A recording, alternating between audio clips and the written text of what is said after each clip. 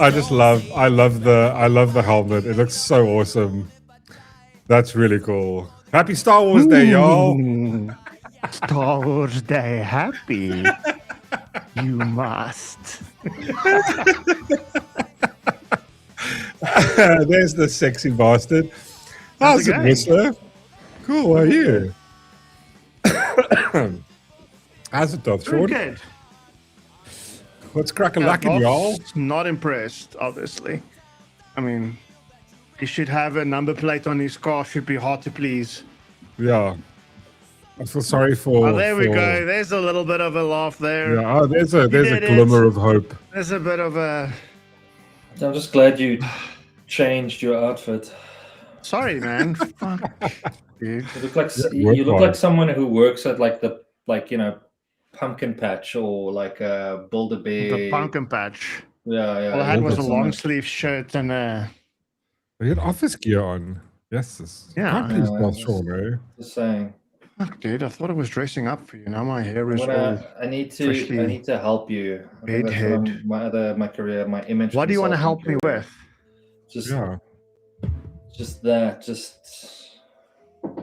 your Listen, fashion. when you do that, just hang your hand a little bit and do it like that, so that you just look more of the part. Thank you. That, You know, not like that. That's Not like that's in salt, 4 days' I time. mean. In 4 days' time, we're going to do that day.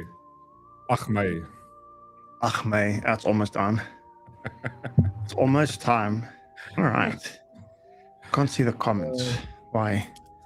Which button do I need to click? Okay, there we go. Click right at the top. You should see it. How are you guys doing? You guys having a fun day? Been a while. Yeah, it's been a while. Good Lord. But it's because we also changed up the Mondays now. It's every third Monday now is... And then next Monday, we've got the super awesome Yes. show thing. We need That to is get true. a name for that. I know, we do need a new name. A better name, like, because what about all the people? Hey, Recon's in the house, Gavin's in the house, 144, CR, Scott, George. It's shit in the force. How come, Gavin? Why is it shit in the force? Happy Well, I saw Star Trek Gavin's Day. picture on Facebook was pretty cool. Yeah, his He Star made like Wars the May the picture was- 4th. Yeah, it was awesome. Him and It looked really Elsa. cool. Where is it now? I think he posted it in here. It was very cool. Yeah, I think it was pretty cool. I think it was pretty cool. This is quite cool. Here we go. I think I'll share this quickly.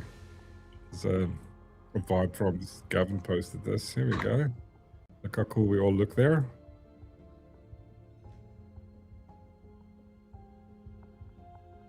So who's the guy on the right? I don't know. That's apparently me. You have plans, right? What The plans? guy on the left? Is that me? That's kind of you. Yeah. I mean, it's AI is getting better by the day. Obviously. Okay. Real Star Wars Day is May 25th. Apparently, that's true. That's actually true. That's when the How? How can it be May 25th? I think that's when the first Star Wars, Real Star Wars Day is May 25th. Also came back from work, 4 classes, 40 learners, busy watching Ninja Go with my sister, and I'm just saying hi. How's it, Andrea? It's nice to pop in. Thanks for. I think the first Star Wars Day was when the first time it was released, or something like that. I'm not sure. I mean, apparently it came back because of episode 3. They released it on May somewhere in May, and the lead up was they coined Star Wars Day being the 4th of May. Apparently 4th of May was originally about having something to do with the 4th of July. I don't know. I read something about it today. Yeah, but May the 4th be with you Yeah. type of thing that was, I think that was is the play, was the right? point. So, yeah. yeah. Which is pretty cool. Yeah, I think it's a gift day. Did you guys watch anything Star Wars related over the weekend? I started watching... What's the first episode? Episode 1, The Phantom Menace. Yeah, Phantom Menace. So, Yeah. I've watched it before, right? But I watched it Yeah. in release orders. So now since we spoke, I thought, okay, because you said start with episode 1, it's like now I'm going to watch it in chronological order. Yeah. Give you different points of view. But I must say, I'm also impressed with Reese. Why? What did Reese do? So, like, I was sitting watching it on the couch, and Reese is like, you know, what cock is this? Whatever, is this Star Wars? I'm like, yeah. She's like, why are you watching it now? I'm like, this is the first time I've got time watching this stuff now. So now I'm watching it, and she just reads a book. And later on, I'm like, do you want a spoiler? She's like, no. Okay. No, I asked her if she wants a spoiler. Now, again, my limited knowledge of Star Wars, I'm like, because I've watched it, but I don't fully, like, I've literally only watched it once. So, I mean, I don't fully understand the lore back to back, whatever. Anyway, of course. So I'm like, so this little kid, Anakin Skywalker. Yeah. Right, or Anakin. I'm like, do you know who he is? I'm just like, no. I'm like, well, that's Darth Vader. And she's like,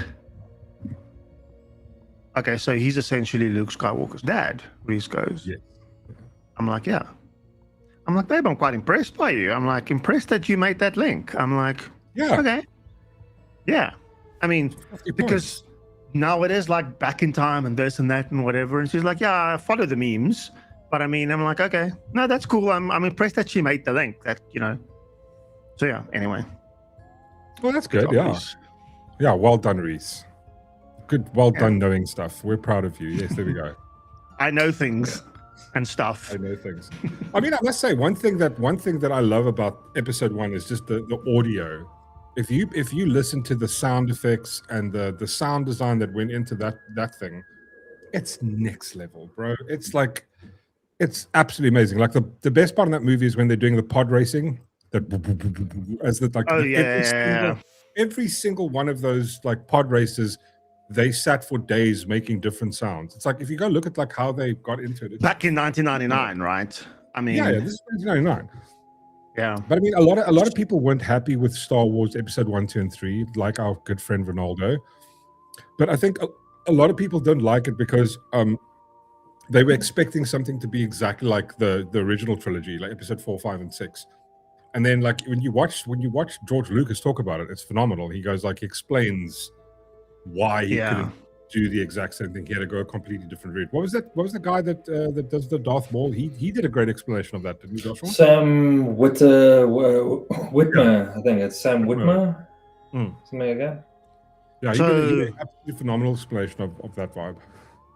I'm at the point now where what's his name? Who's the guy that Liam Neeson? Yeah, Qui-Gon Jinn. Yeah, when he was fighting Darth Maul. Okay, cool. Yeah, I literally got to the same spot just before. That's why I sort of stopped. I watched it yesterday. Somehow, I've been playing Skull and Bones, and like I was like, I have to play this while watching Pirates of the Caribbean. So you can't watch if you really want to watch Star Wars, you have to. You can't multitask. There's too many small little things you're gonna miss. Which 100%. Is why I think I don't recall a lot of the first one, because I watched the first one while you were doing something else. Yeah. But it's good to rewatch it now, because I'd love to get your take on it now. Obviously, you know the history, and now you watched it once. Now go rewatch it and tell me what you think of like how it ties in.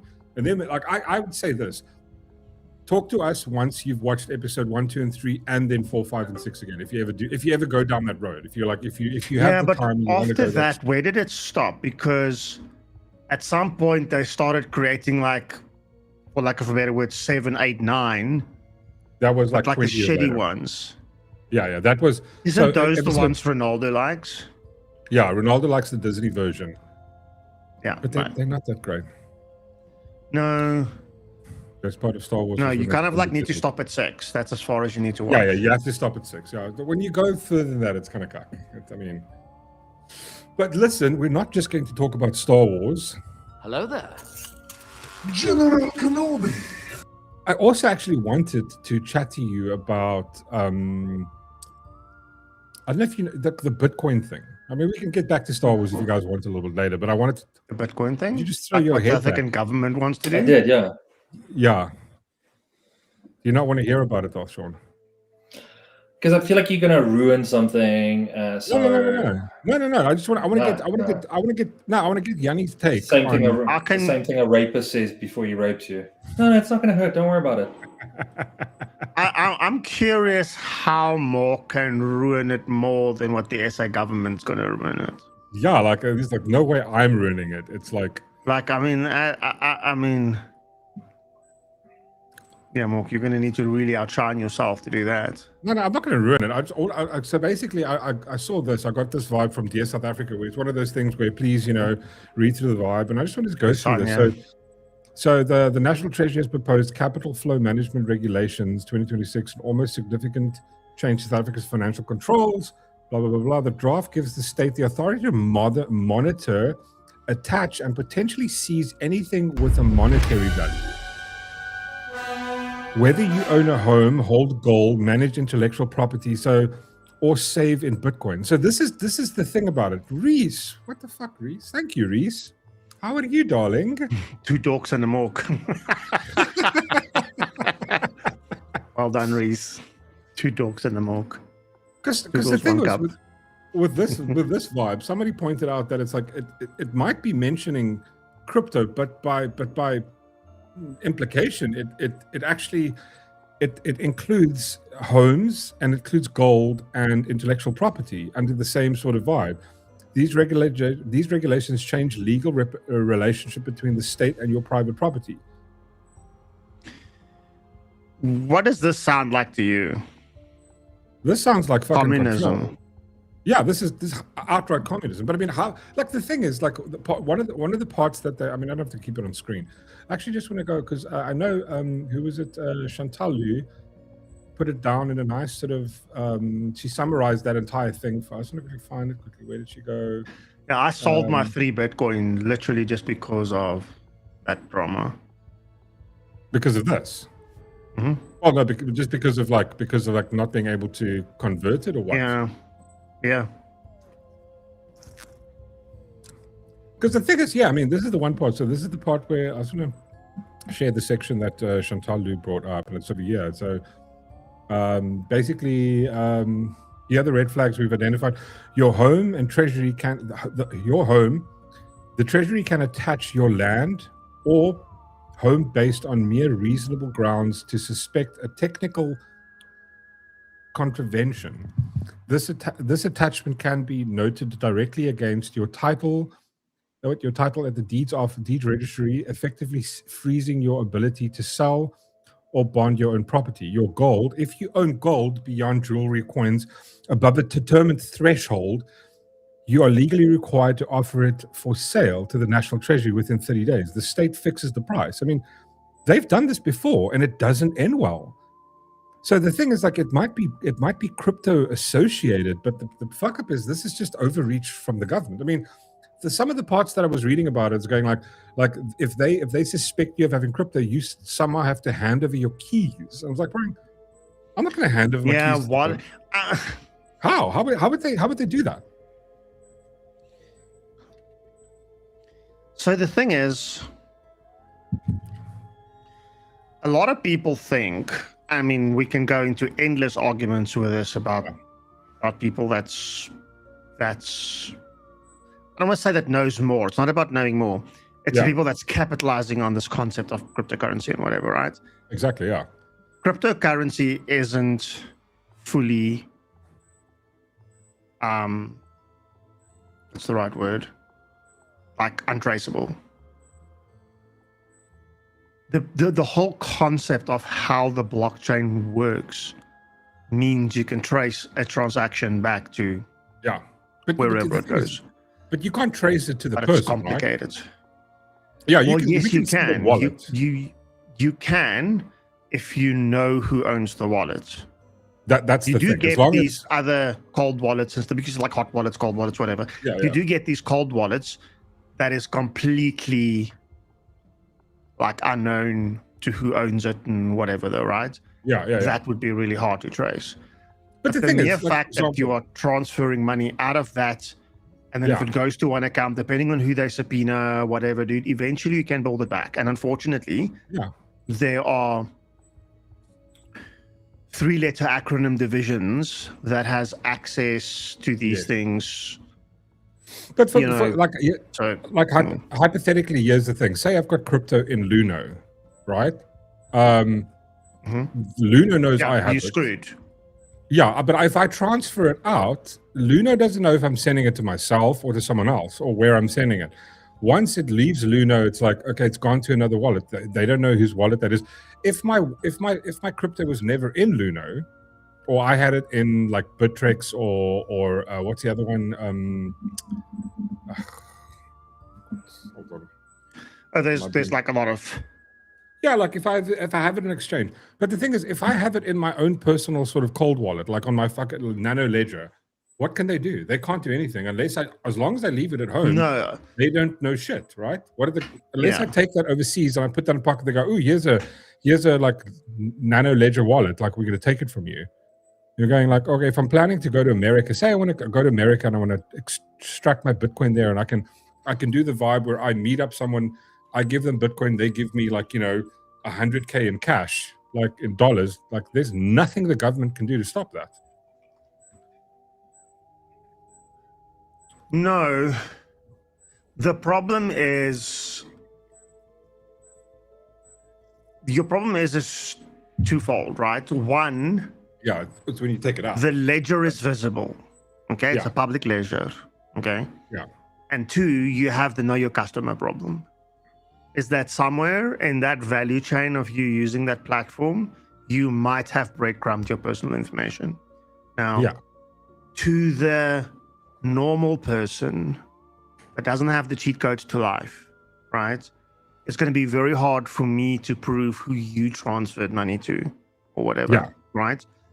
But to the people that have cheat codes to life, that have the ability to either just get subpoenas and subpoena data out of people, out of companies, whatever, or decrypt stuff because they have the encryption keys. I mean, those divisions do exist. Yeah.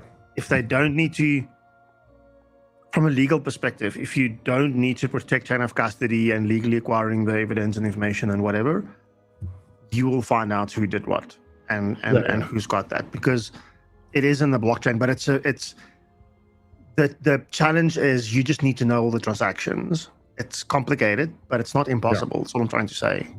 Like, it's not impossible. If you've got some of your crypto in Luno, now would be a good time to take it out, because what can they do after the fact? Like if the legislation goes into place, and then they've got to submit all documentation of people who had crypto, in 2 years' time, the government comes to me and goes, "Oh, look, you had X amount of crypto," and we're going, "Yeah, and they're going, well, you need to pay us." And we're going, "No, I'm not going to." Also, how do they prove capital? I don't know. It feels like a massive overreach from the government, obviously, and I don't know if it connects to property. I don't know if they're gonna.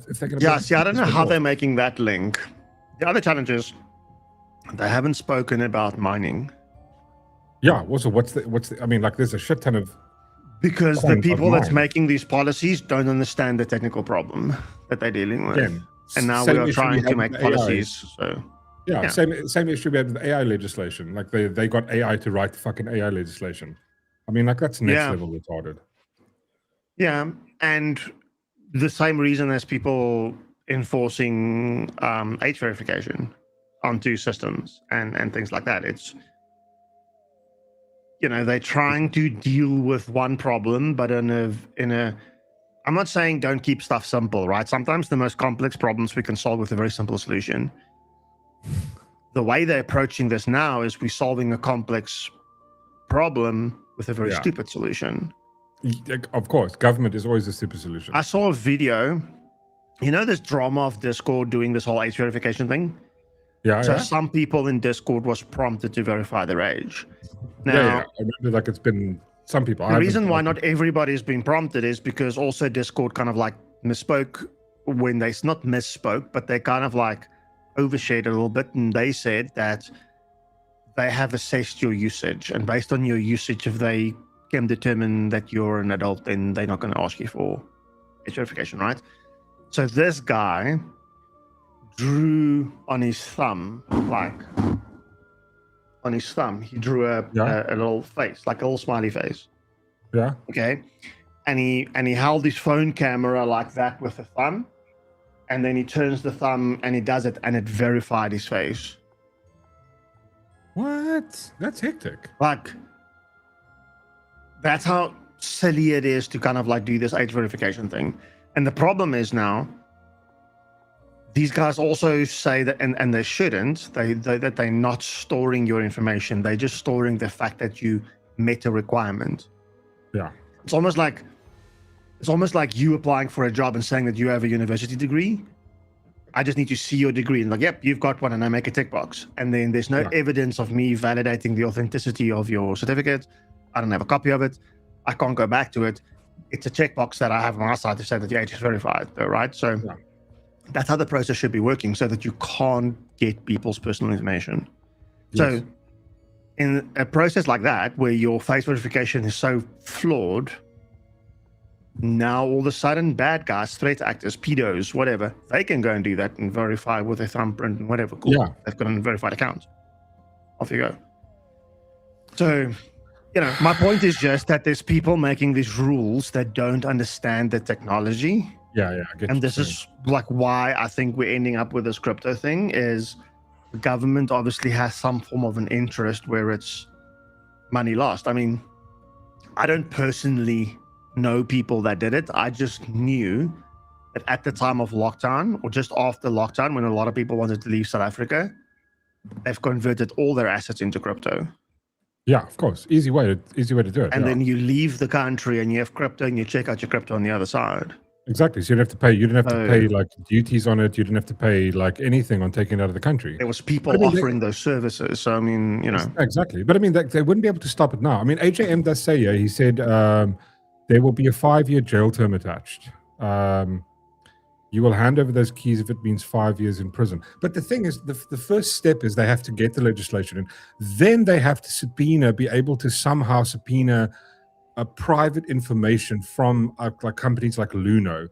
If my stuff is if only some of my crypto has been on Luno, there's no way that the government can know whether I have something. I could put it into like a online wallet. They don't know shit. It can be there. It can be in a cold wallet. There's nothing that they can do. There's no way they're gonna. And I think how they can attach this to property and to land and to gold is because it falls under property. Because like for the government to go, like they need to have access to your property and to determine what the fuck is that. Admin wrist tipped. Thank you, Harman. Much appreciated. A super sticker. Oh, thanks, hello, Harman. How are you, Harman? There. But I mean, like, AJM says, quantum computing can't come quick enough. But even if you say, for example, like I don't know which one you mean, but like, even if they say you'll be able to decrypt people's Bitcoin passwords with quantum computing, I remember you mentioned this last time. There's going to be people that are increasing security using quantum computing. So it's like it's a double-edged sword, right? You can use quantum computing for good and for bad. Yeah, but quantum computing won't be as mainstream as what computers are for us today. Definitely not for the next very long time, right? So I mean, it's basically going to be massive companies that are going to own quantum because they're the ones that can afford it. Well, that's my thinking. I mean, it's going to be like a mainframe, right? Like in the old days, big companies had mainframes. Then we went to distributed computing, which is what we have today. And we kind of went back to the concept of mainframes with cloud, whereas like everything exists somewhere. And then we're moving away to this hybrid thing that we have. But now also quantum computing is coming into play, right? So we are dealing with that countdown towards quantum. And I mean, in theory, quantum should be able to solve everything and anything that we have today. The problem is, I don't know if quantum's going to be able to solve your Bitcoin password. But I mean, because those wallets have a deadlock in it, though, right? Like, I mean, I know of people that's bought like a lot of crypto when it was like $1 or 50 cents. Yeah. And at the time where you didn't have online wallets, all these guys had these offline hardware wallets and stuff. And they've forgotten their passwords, and some of them have like 1 try or 2 tries or 3 tries left out of like 10 tries, right? Yeah. There was one dude that apparently had like something like 1,000 Bitcoin, and he has like 1 try left on his Bitcoin password or something. It's like, bro, that's that's a cuck one to be in. But I mean, Yeah. also a lot of these people, they didn't earn that. They didn't take their money they have now and bought it, you know, at like 50,000. Like a lot of people I know, like they got those coins when you'd play games online, and they would reward you in 50 Bitcoin. You know, like they would. Yeah, but they did you would see do that shit story of the guy that couldn't pay? He couldn't tip the pizza delivery boy. Like this guy ordered pizzas, and then the Yeah. pizza delivery guy brought the pizzas, and he's like, "Bro, I can't tip you. Like I've got nothing, but They you know, tipped him in. I'll give you a Bitcoin." It's like back in 2011 or something. Yeah, where yeah, but I Bitcoin mean, was what- like $50 or The $5 or whatever, right? The first Bitcoin transaction was a guy buying pizza with it. He phoned the pizzeria up and he was like, "Listen, I don't cash. Can I buy a pizza with Bitcoin?" And he paid like 50 Bitcoin or something like that for the pizza because it was worth like fuck all at the time. So it was like, you know, cents on the dollar. Oh, well, I don't know about that story, but I mean, that's fine. You are trading a one-to-one though, right? Mhm. But this guy tipped the guy a Bitcoin and the guy did nothing with it. And then like a year later, the Bitcoin was worth Yeah, like $10,000 all of a sudden, right? I mean, let's find that story quickly. But I think the bigger issue, I think that this actually highlights here is that why is the government doing this? Not No, just why? because they want money. No, not just because they want money. It's because Control. what's control, but control for what? Because again, if I look at a lot of the look at a lot of the economic online publications, some of the major big things that they're mentioning is a lot of guys, a lot of businesses or billionaires, like they're moving out of the country because when you start removing stuff like land expropriation without compensation, it's going like, I'm not going to invest money into this country. Yeah, sorry, Matthew Dixon, you're right. The first Bitcoin transaction was the guy paid 50,000 Bitcoin for a pizza. 100% correct. It was like Bitcoin at the time was something worth cents, and that's I hope they held on to those Bitcoins. But that's the thing. I mean, I saw a video the other day from this girl. It was in like what was it, 2000 something, and she's like, and she shows her dad, "Look, Dad, I've got like 100,000 Bitcoin," and he's like, "One day, if it's worth anything, I'll be super rich." I'm like, how many computers have you gotten since then? Like shit that you've completely forgotten about. It's like, it's insane, right? But I mean, like what, like. Okay, so I don't know. just want to know, like, getting the information from Luno, right? Yeah. Luno is at the moment their headquarters in the UK. They started in South Africa, but they moved their headquarters into. They have a presence in South Africa, exactly. But their headquarters in the UK. So they might have to bend the knee to the legislation. Yeah, I mean, right? you don't have they to can go fuck right? off. Yeah, that's Exactly. I mean, that's 100% true. But I mean, obviously, for them to be able to wait, hold on. But obviously, at the same time, Luno is allowed to. They've got deals with the government and South African banking in order for people to transfer money to their account. I mean, I remember the beginning when Luno came out. It was like a friend of mine. I think he had a Standard Bank account, and he couldn't buy crypto on Luno because his bank was not kif with it. So obviously they've made those deals, but they can just go, yeah, get fucked. We're not going to do it. We're not going to give. But also, FNB was the first bank that integrated with him. You could literally. Yeah, but I mean, I remember there were stages at one stage you could buy shit on Takealot with crypto, even Pick and Pay. I did that. They had a crypto vibe, like. So the other problem I have is like our South African government is not great at managing shit. Nothing. No, I agree with you. They can't manage a basic municipality. So like I think they're going to try and implement it. What is that thing that they implemented a while back with the toll, the e-toll? Was it the e-toll thing? Oh, the Sanral thing, yeah. Sanral e-toll, yeah. Look how quickly that's flawed. bailed. Exactly. So like I don't have much faith in it. Yeah. All they're using it now for is literally just like, you know, speed control. Exactly. Vehicles, so like, whatever. I don't have a lot of faith that it's concerning for me that they're looking into this and wanting to do this. Yes, it is. But I don't. I mean, let's look at their history of actually accomplishing anything. Yeah. I don't have a lot of faith in it. They can't control it. I agree with you. I mean, they try to do the thing with Elon. Well, yeah, we get Elon. Yeah, we're going to get 30% of his company. He turns around and goes, "No, you just got to get fucked." And now, Exactly. what did they say? What did they come back? They went, okay, Elon can come into the country, Starlink can come here, and instead of selling 30%, he just has to. What did they found him a path to open a business? All you have to do is just donate money to poorer communities, and it's like, okay. The problem, the thing that I see here is, I think because it's got to do with property and the nature of property and the constitutional right to property. This could go to the Supreme Court or the Constitutional Court, and they can do the exact same thing. They could just give a nice PK, as they did to the Western Cape government now recently, when they were going to go, well, we're just going to add these cleaning fees to your thing. It's totally fucking fine. Yeah. So, yeah. Yeah, they got a proper PK. So just back on your point quickly, right? So Yeah. the thing is, all crypto provider, like this never used to be that tight, right? Yeah. This, like a couple of years ago, by a couple of years, I mean like 10, 11 years ago, I could get a credit card issued. I think the company was based in the US, like in the UK. That issued me a card that I could swipe. That had minimal know your customer or whatever connected to Visa, right? Yes, you pay a bit of a premium when you swipe, but I was mining cryptocurrency at a profit at the time, so it didn't really matter though. It was just fun to do it, right?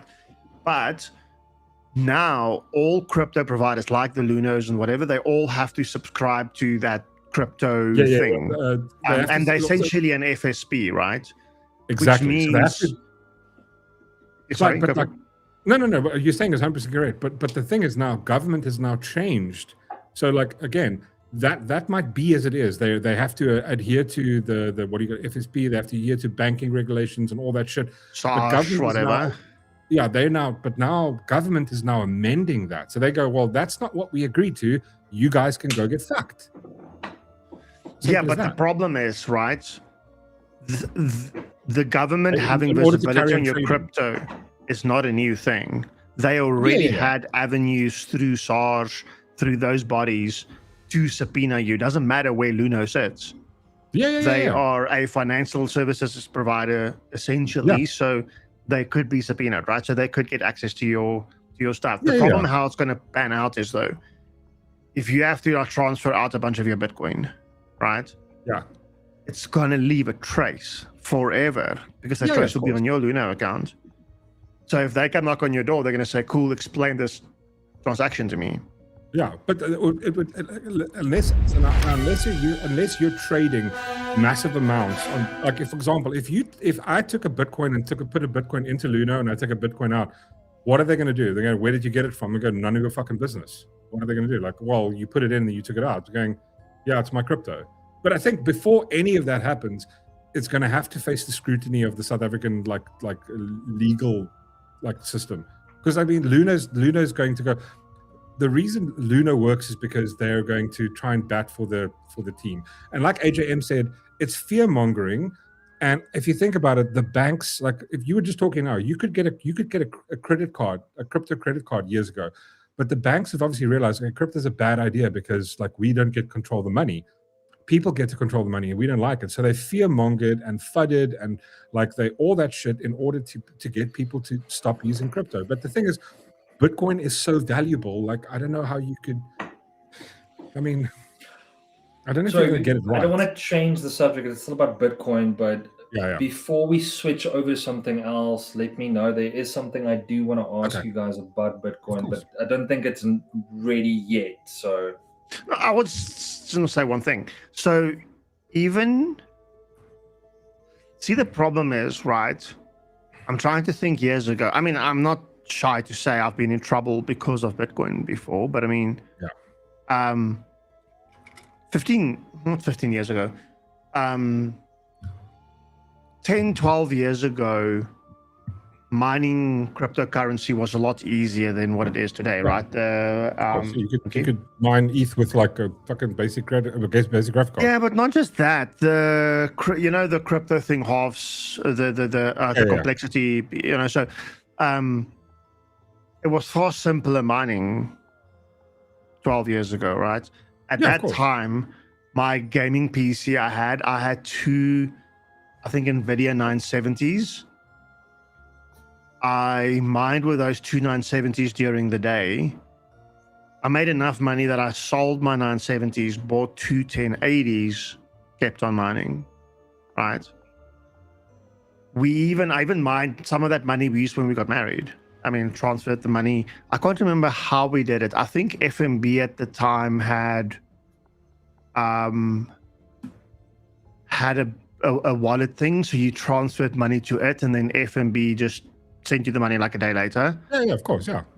And I mean, I did something like 100,000 rand or something. I can't remember. It was like somewhere there. And then like a year later, SARS came knocking. I got in trouble with SARS because SARS was like, explain this to me. Yeah, but that's crypto.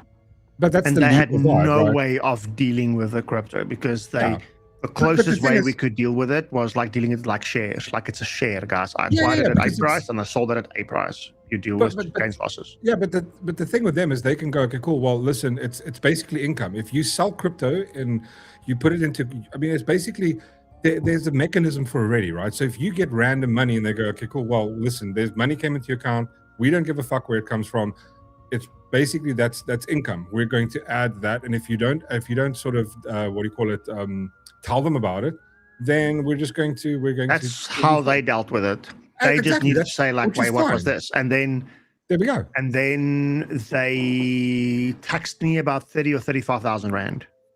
But that's the normal way of doing it. But that's not enough. So there's got to be another motivation. So it could be they're going to use the argument of crime.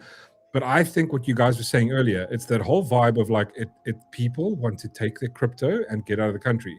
So let's sell all of it, put it into crypto, and the government can't touch it. The government. Well, it's going to become like a monitored state, though, right? I mean, the same as like China and those places where. Yeah. I mean, in China, your credit score is affected by the amount of games you play, the type of games you play, etc. Though, right? China also has this thing that you can't, but I mean, that I don't disagree with necessarily, because you can spend like real life money to buy like in-game stuff. Yeah. And like let's say Fortnite, for example, right? You buy Fortnite V-Bucks, you use Fortnite V-Bucks and you buy stupid skins and it gives you no advantage in the game, right? But I mean, these guys that's the whole foundation of how Fortnite made money, right? So that could be seen as gambling in a way. Yeah. Because people would buy these things because, you have a chance of like, unclicking this box and then getting something random, something rare or whatever. So China has a way of dealing with that. Yeah. By limiting how much in-game currencies you can spend and all those things, right? So I don't disagree with that necessarily because some people do have a gambling problem. But on the other side of it is, why would my credit score go down and I can't buy a house just because I'm playing Call of Duty or something? Exactly. That's not really fair. Thank you, Scott. Much appreciated. Three men, zero clue, live crypto. Okay. And at no point did we say we had a. No, we were. I'm not an expert. Yeah, we're just having a conversation, throwing out some ideas. Yeah. So I want to hear Dolph's thing about crypto, like. Yeah. No. What I wanted to ask you guys, have you seen that? It's 2025. It came out. It's called "Everyone Is Lying to You for Money." Have you seen this documentary series, a movie? No, everybody's lying to you for money. Yeah. No, not at all. So the guy covers crypto particularly. That's the main subject, and obviously his approach is that it's a scam. And I just wanted to know if you've seen it or seen the trailer for it, and if you have, or go watch it. The Ben McKenzie guy. That's Ben the dude, McKenzie explores now, cryptocurrency in his doctoral debut, moving from curiosity to exposing harsh truths. His documentary both educates and entertains while delivering the powerful critique of the crypto world. Okay. Obviously, it's based off of his opinion on it, but yeah, of course. I'd like to, if you guys watch it, Whistler's obviously just me and you now, so we'll just, carry on. Go fuck ourselves. Yeah, we'll go fuck ourselves. Fuck him. Because that's Mork's favorite saying. Yeah, I guess we'll just go fuck ourselves then. But yeah, I wanted to know I'd like to know if anyone in the chat has seen it, and if you could go watch it, and like I want to go watch it as well, just to find out what it is and what it's about, and yeah. I mean, I've seen the trailer for it. He takes very much the stance of that it's a massive conspiracy or it's a scam, you know, etc. So yeah. Sorry about that. So I quickly just Gemini'd the thing. I mean, I don't want to spoil it necessarily, so let me not read it out too loud. But I mean, it's a documentary. It's not a movie. So like, it's not like a. Yeah, so it's not, in I'm summary, not going to watch it for entertainment so reasons. all I said is just like, hey, is this documentary true? I could have phrased it better, right? But I mean, it like wrote a little bit about the basis, in fact, and the narrative perspective. But then the critical reception. So the film has been praised by many critics, receiving high Metascore and positive reviews in outlets like Variety. I don't know what that is. Sharp investigative approach for calling out celebrity promoters. Now that is a problem, right? Celebrity people promoting like whatever stuff that. But I mean, for me, that's going to go off topic. I have a problem with anybody promoting a product because they get money for it. They don't really care who uses the product, right? What is that dude's name? Matt Damon. What the does product he say? he promotes. No, he did cryptocurrency as well. What was that line he said? Is a certain line something bravery that what is he Matt up to? Damon cryptocurrency. Yeah, he does. There's a certain line that he gives. He did like a whole bunch of brave. Fortune favors the brave.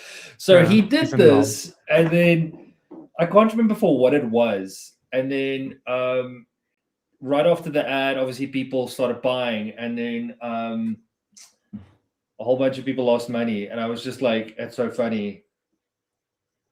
Almost like Hog Hoggidy and her little queen. So this thing we're saying is, however, supporters of cryptocurrency often argue that the film oversimplifies the technology or ignores the legitimate projects to focus only on the bad actors. And that is the problem with these things. I haven't seen it, so I don't necessarily want to judge it, but a lot of people only look at the bad. The events, people, the data points in the documentary are real and verified. However, the film is a critique. Is it true in the sense that it reports on real fraud and economic patterns? Oh, wait, it says it is true in the sense that it reports on real fraud and economic patterns, but it's a persuasive piece of filmmaking designed to warn people about the dangers of the industry rather than the balanced educational primer on all sides of the technology. Because I mean, I watched quite a few interviews with him about when he's talking about this McKinsey documentary. Guy? Yeah, and his approach is, look, if I'm against gaming, that my documentary is going to be representing the fact that gaming is not great for you. It's always going to be biased towards one thing. You're not unfolding, you're not putting the facts out there. You're taking a stance and you're prompting that ideology of yours. But I'm curious. I do want to watch it to see the whole thing and see what he uncovers and stuff like that. It would be worth it. I mean, listen. Let's take a step back from cryptocurrency, right? Cryptocurrency is a solution built on a technology called blockchain. Okay. Blockchain is, I think, where the real how do you say this? Like, you know, not like where the real magic is, but blockchain is where like the fact that somebody came up with a concept of blockchain and how blockchain works, I think is where the real value with how this technology can unfold come. Because from the fact that we had blockchain, they created a distributed, decentralized currency, which is where all of these cryptocurrencies and whatever went in. And the world needed that because we just came out of the global financial crisis back in 2008, right? So that's that. But now imagine you have two things. Imagine you have identity verification, right? Something that can't be falsified and whatever because of like how it exists in the blockchain, right? you now have an identity process that can't be falsified and that can trace back to all the way to the point of when that identity got created and whatever, right? Imagine something like that. Then go to a country like, let's say, Syria or something where it's shit. Females can't work, they can't get out the country, have no ways to earn money or whatever, right? Now they can get an identity outside of their country and possibly flee their country. They could work, yes, I know it's illegal, but they could work in cryptocurrency in a bank account that their country wouldn't know about and have a way for them to exit, right? So that, from a legal point of view, is not even a gray area. That is illegal, right? Yeah. But it's used for a good purpose. So that's back into the gray area. So like that for me is something where I think cryptocurrency or blockchain is great. The fact that you can have smart contracts. Yeah. The fact that you can have all of these things that like imagine like an insurance policy or something that is, you know, that is fixed in blockchain, can't be modified, exists, can't be falsified, whatever. Like, I don't know. I think Well, I'm going to elaborate. we don't fully understand the value of blockchain yet. The thing is, like, the thing that you said is 100% true. Blockchain was cryptocurrency.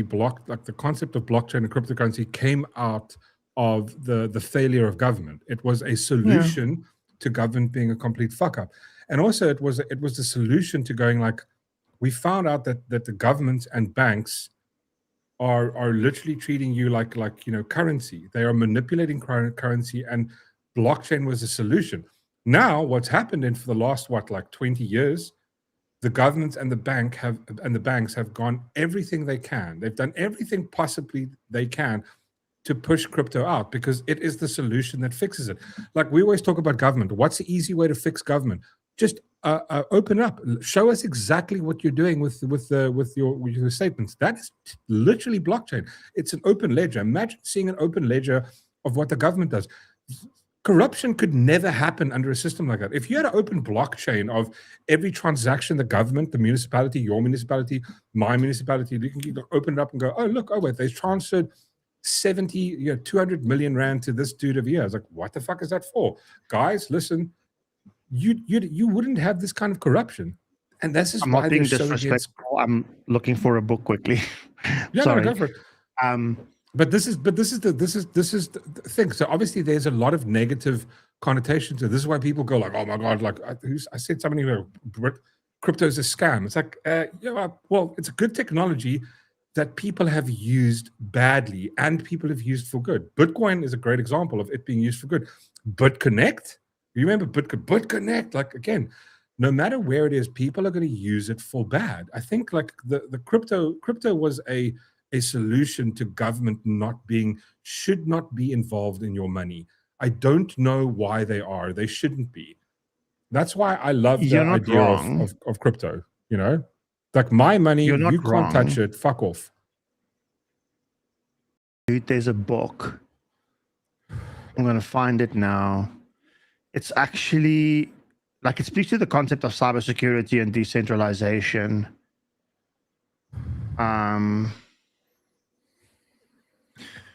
I'll explain to you now, but not always, Swadham, not always. It's not always a scheme. I love that word. But a scheme. In Afrikaans, it sounds great. Sorry, go for it, Rosa. Yes, so this is a book. It's written like a couple of years ago, right? We use that concept in cybersecurity. It's called The Starfish and the Spider. Okay, and kind of like people that want to read the book, I don't want to necessarily the book called Starfish. The book is called The Starfish and the Spider. Yeah. Okay, cool. It's like 20 years old. All right. This book speaks about the unstoppable power of leaderless organizations, right? Yeah. And if you think about that, the book does a great job of like going through like how history brought us to where we are at, how people operate, etc., and how you eventually have all these hierarchies and blah, blah, blah, blah, right? So if you think about that book now, think about the whole decentralization component aspect of like Bitcoin, cryptocurrency, whatever. And then think about like the Iranian war, right? Yeah. look, like I watched this thing the other day where one of the retired army generals, I think it's that General Keen guy that talks to Fox a lot. He spoke about like when they killed, like way back in like the 1st of March or 28th of February or whatever, when they killed Ayatollah initially, and they were then trying to establish like a new structure, and then they figured out that there is no longer, like in Iran in the war, there's no longer like a single leadership government that's looking on that's leading this war from their side. I kind of went into this whole decentralized way. Everybody has their instructions, right? If you think about it, like jihad, the whole thing with like, you know, it's now religious war, yada yada yada. Yeah. If you know what you're fighting for and what and whatever you believe in and all that stuff, you no longer need a leader, right? So now you have these pockets of leaders, all these different areas, like different cities and whatever had their own leaderships to form. And if you go and research that and look at what happened in the Iranian war, and then go and apply it to like this book, the Starship, the Starfish and the Spider, it speaks exactly to that thing. Because I'm thinking the concept of the starfish, like if you chop off the starfish's leg, like it grows, whatever, kind of like grows a new one and whatever. Yeah. So, and it doesn't die because like it's all decentralized. So that for me, I think, you know, long story short, back to your point, is why is the government doing what they're doing? I think they just shit scared of losing control. Because, 100%. Completely agree with you. Hey, Ronaldo. Ronaldo's in the house. Renal dog. How's Guy? How's your Renal stream? dog. When you say renal, I think anal. Well, it's close. It's the other side. Is it though? Yeah. What's your renal? Is renal not rectum? No, the rectum. I think. I mean, I renal didn't is take biology in school, dude. I don't know. Chantal, Lou, correct us here. Renal. That would be like your twiggy renal berries, just right? rhymes with anal. Really? Is it not that like little patch of skin that's between the arse and the balls? Oh, that's your tummy. That's your tummy, but in English called your gooch. What is a renal? I'm sorry, What is a renal? Leon, I meant to say hello, Ronaldo, sexy face. They my bad. It's your I'm kidneys. Sorry. Ronaldo is a kidney dog. Renal is the like medical adjective referring to kidneys. Yeah, urinary. Yeah, it's renal, like your renal tract. I think is the thing's called. Ah, I think so. I speak under correction. But yeah, I mean, renal listen. failure. Yeah, renal. When you have renal failure, you know you. Yeah. Checking out. If we have renal dog failure, then like you know. Speaking of renal failure, have you seen the shit that YouTube has been fucking carrying on with recently? I've just been seeing tweets and tweets and tweets of people's accounts being like YouTube accounts just being like completely demonetized for no apparent reason. Apparently they're like, I've just been seeing a shitload of it. They said something like almost 200,000. Wait, I'm just trying to find the tweet quickly. Something like I got godly amount of people just got a bunch of my demonetized. Warnings. So I have videos that's hidden on my channel, like sport shooting videos, gun videos, whatever. And I got warnings on them. Even though they're hidden. Yeah, the content is I'll go and check. Like not prohibited or something. Like you don't you classify your channel like what your channel is about? I think it's because mine doesn't meet the classification of the channel. But the majority of people, the majority of these people, I mean, these are people that have like 700,000 subscribers, shit like that. They've got like a couple of million videos, and I think it's an automated thing that YouTube is in. Yeah, there we go. Thank you, Mobrak20. Yeah, inauthentic content. The AI is flagger is false flagging channels for AI content and demonetizing.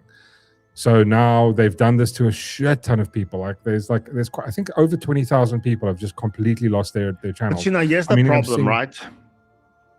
There's no human in the loop with that. That's but the thing is, but again, it's impossible to do, right?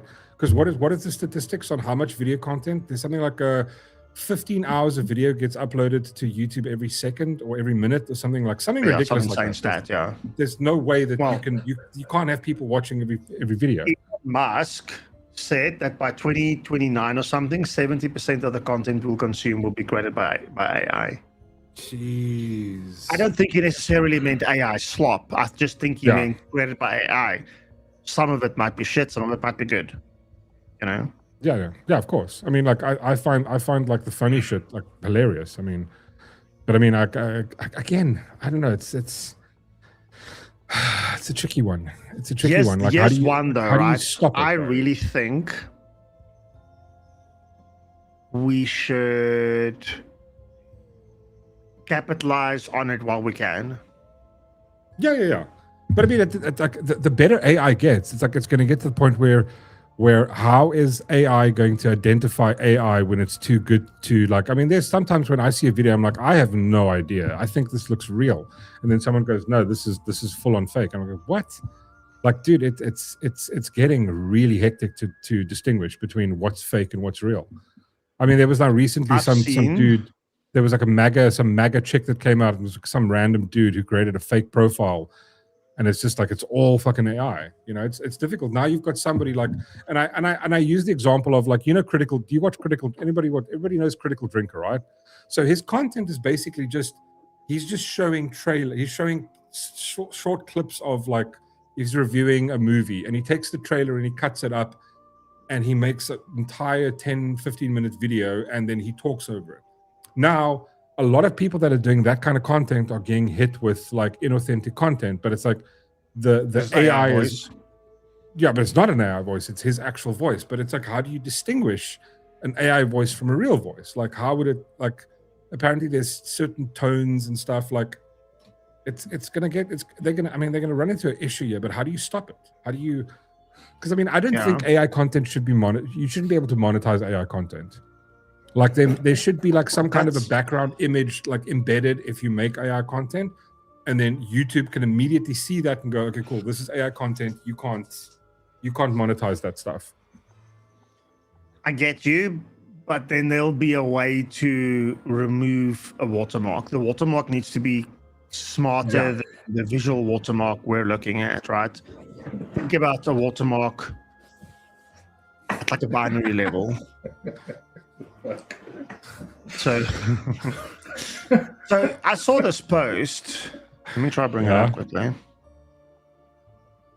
I do also have, I've got a separate post. I thought, like, we could also chat about just random shit tonight. We haven't planned anything. We never plan stuff, really. You want to talk about the PlayStation drama? But apparently that was wait. Before we talk about that one, I want to get your thoughts on this one quickly, because this fucking upset me to high heavens. Did you guys see this? A staggering 800 million rand of taxpayers' money is spent each year on salaries of hundreds of suspended public servants. Well, I mean, we know this, but when you put an amount to it, it fucking infuriates me. Next level infuriation. Like, I want to burn it down. It's sorry, why did I click it going away? Just do my multi-factor authentication quickly, and then I'll share my screen onto you. I don't like just see, this is why you've just, like, everything the municipality and government does. I want an open ledger that we can all go see it at any time. What's this money going for? 800 million a year. That's close to R1 billion is going towards just paying people that, like, no longer have jobs, but they're still just getting money. Dude, it's sickening, isn't it? No, it's I'm fucking over it, man. I really am over it. I'm so over it. So you need Mork, you need better AI software to simulate Darth Shawn. So that's actually something that I want to do. Hey, wait, it's on my iPad now. You want to do simulate Darth Shawn? There's a model that I see somebody made available. It actually leads into this thing that I wanted to show, right? That some guy made available, but he was very cryptic on it. But I've watched, like, a bit of video, so I think we can try and give it a go. At least we'll get, like, half of it there. in theory, right? But then it'll be like one of those things where it's like, depending on how committed you are, you kind of like going to want to nail it, right? So anyway, what this guy posted is he posted some information about using a local AI model that basically does real-time deepfake video, for lack of a better word. Yeah. Okay. Oh, like in real time, like while you're. I can literally join this stream here As with my else. virtual cam. That's someone else. So what my camera does, it takes my camera through AI locally on my machine, uses your GPU, whatever, does all the heavy lifting, and then puts my virtual webcam back on the screen, and we're having the conversation just like we're having it now, but it's not me. Right? But dude, they're doing like they're only fan creators that have already done that. Like they're doing that now. This guy did this thing where it said OnlyFans plus Claude code. He made $43,000 in 30 days. No camera, no team, full file system. And he kind of like explains how he did it, right? No fucking way. That's insane. People are literally creating AI content, and then I don't coining it. Necessarily want to overshare because I don't know what's going to come up, but just literally coining it, right? So, like the article that here we go. Here we go. There we go. Right. So this guy made $31,000. How he did it, right? I mean. And it is so good. But bro, like just click on it because I can't like if you just look at the chick, I can't see the difference between her and him. Like I if you had to show me just her, I would go like, how can you tell that's fake? No, it's hard. It's like it's getting more harder and harder by the day. Yeah. But so work hard for your money, right? So there is. Like I was joking and saying we should capitalize on it, right? I mean, do it now quickly. The problem is... Why are you saying that you're joking? Should we do it? Should we do it for the sake of science? Let's just see if it works. Let's just run an experiment. But hold on.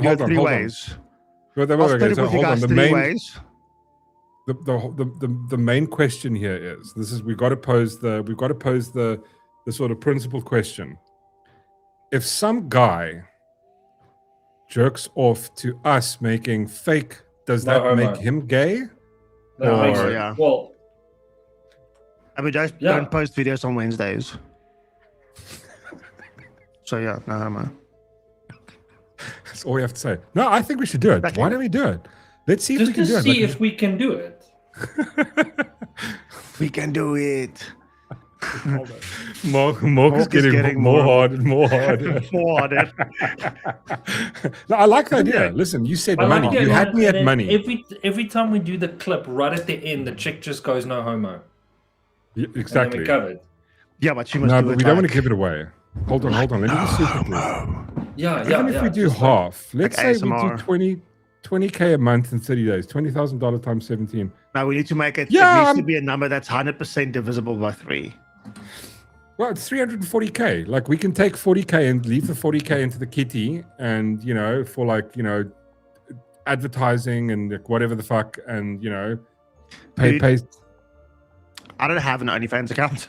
I'll go and create one. I'll go make one just for this dude. I'll do one right now. I promise. I'll make one right now. We have to think of a name. Chat, help us with a great sexy name. No, wait. Chat can't know the name, otherwise they're gonna go search OnlyFans for the name, and then go, oh look, this is the fake account. Yeah, exactly. Right. Yeah, we shouldn't. Maddie's gonna rub one out.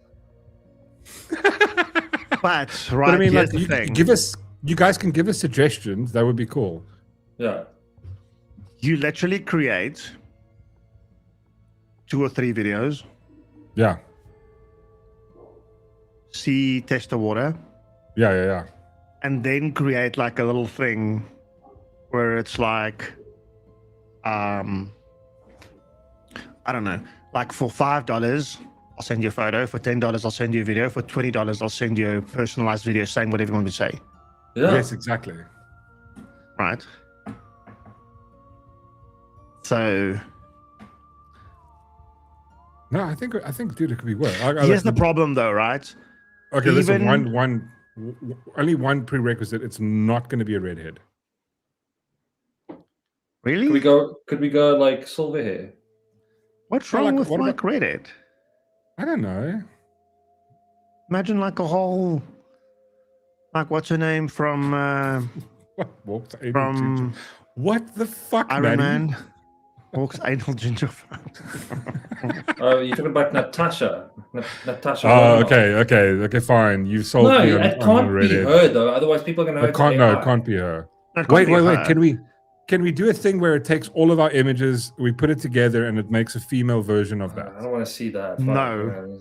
No. I do not. Right? Did you see that thing with AI where they had this guy and this girl, and they said, "Can you please make us a little family?" And then it made them the kids, and it inserted. Like, yes, it was a lesbian couple. Yeah. Dude, fucking self-owned. AI, absolutely like awesome. kind of like, I don't know how to deal with this, so let's move you, give you a new daddy, whatever, and then that was hilarious. I can totally do it. You make the videos, I'll run the account. I'll like constantly post stuff. But between like on DM, like you message them back. How's it, baby? We can even automate that. Like have like a naughty thing. But every now and again, they're going to ask questions, so it needs the human touch. Oh, I will respond to the messages. But now again, back to the principled question: does that, if you're chatting to some guy that's frothing over you, and you're a guy and he's a guy? Does that make you gay? It's catfishing. Yeah, it is. But I mean, is it okay? Yeah. Reese swore on it for us as well. But here's the thing, though, right? Yes, we can all. I don't mind all work doing this as a joke. Not as a joke. I don't mean as a joke. I don't mind doing it in the name of science. In the main. Yeah, let's do it in the name of science. I don't give a fuck. Like, we need to have a better, more way of saying it, right? But it's science. I do think it's science.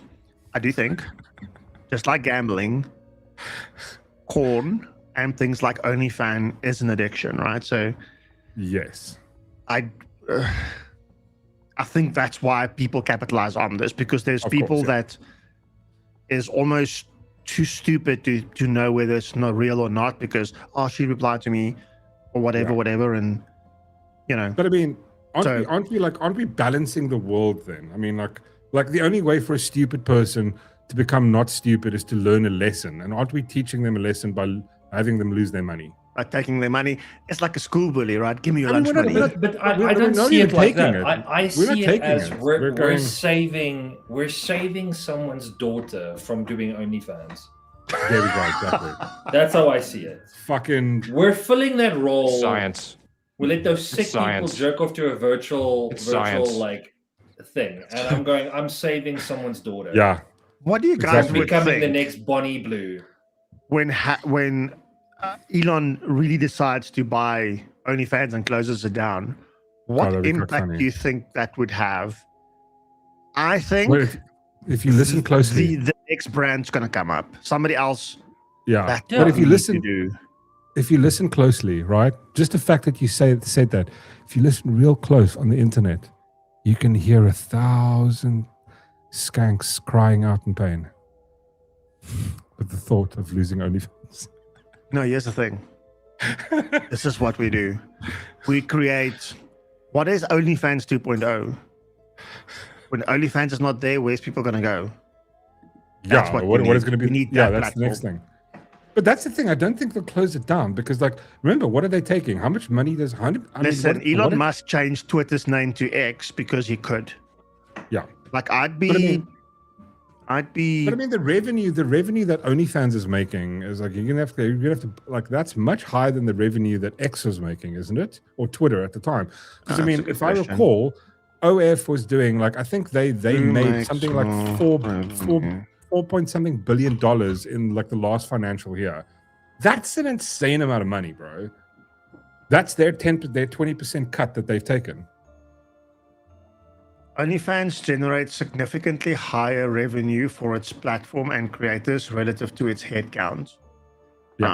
See, because a reported 1.2, so often cited as one of the most revenue efficient companies in the world. The reported annual revenue is $1.4 billion, while X saw its adjusted EBITDA to $1.25 billion in 2024. Dude, X Right, is so X is higher. 80% there. Oh, okay. OnlyFans is more efficient. The amount of money OnlyFans brings in for the amount of people that's working with him. So, like, yeah. No, that's true. Low on the go. Listen, I will go into business with the three of you, and we can start mostly fans for people with realistic expectations. That's awesome. And then we'll sell that to Elon Musk to close that down. We will move on. Oh my God, ruin me, Daddy AI. Lord. Because I mean, honestly, I don't want to work. Maddie Dixon taser holes.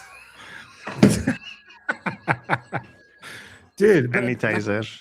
Can't we do it just as an experiment and we document the entire thing of doing it? Yeah, well, let's run it. Let's run it for a certain amount of time. And we film everything, and then we Not let tell everybody people. know after. And then afterwards. Well, there will be signs. I mean, there will be signs. Darth will have but- like fucking lights and shit in his back of his Yeah, room. PlayStation. This will be different. Yeah. I mean, there'll be signs. I want to get a gold chain that says OF Ho on it, like, and then I'll wear that because I'll be an OF Ho though, even though I'm virtual. Walk around and fan out.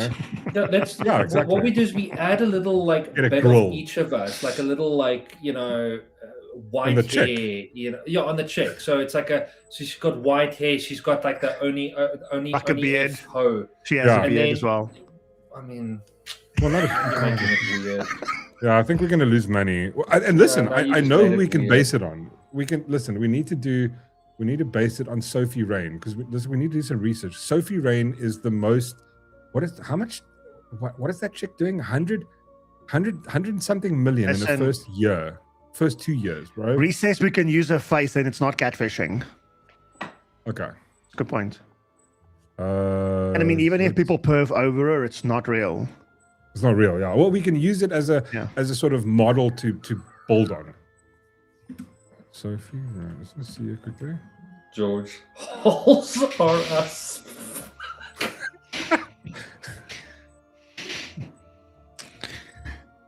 Yeah, I mean, I think we need to just.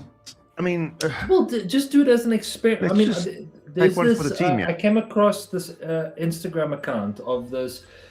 It's an AI. You can tell straight off it's an AI. But and did you it's see like how popular they are? No, but it's this chick is in like she's a mechanic, and then every time she's at the like engine, and then she'll like pull her shirt down, and like the boobs see massive cleavage.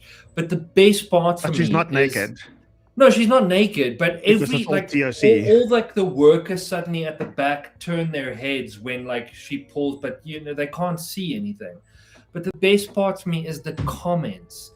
The comments, people talk to her like she's a real person. I mean, just That look was here. the scariest part. That's the thing, though. People are that gullible. Yeah, but I mean, just look at. Listen, this is the kind of problems I want in my life, right? So her problem is she had to spend $30 million in taxes, $30 million, and those are first world problems I could do with. Like that's insane. For this chick, the highest paid OF creator, this chick, Sophie Wright. That's insane. I'd love to have that issue. Yeah. Yeah. I'm getting extra cheese on my Big Mac. Yeah. Yeah, I mean, but that's the thing, though, right? If you just stick to what Elon is saying, Yeah.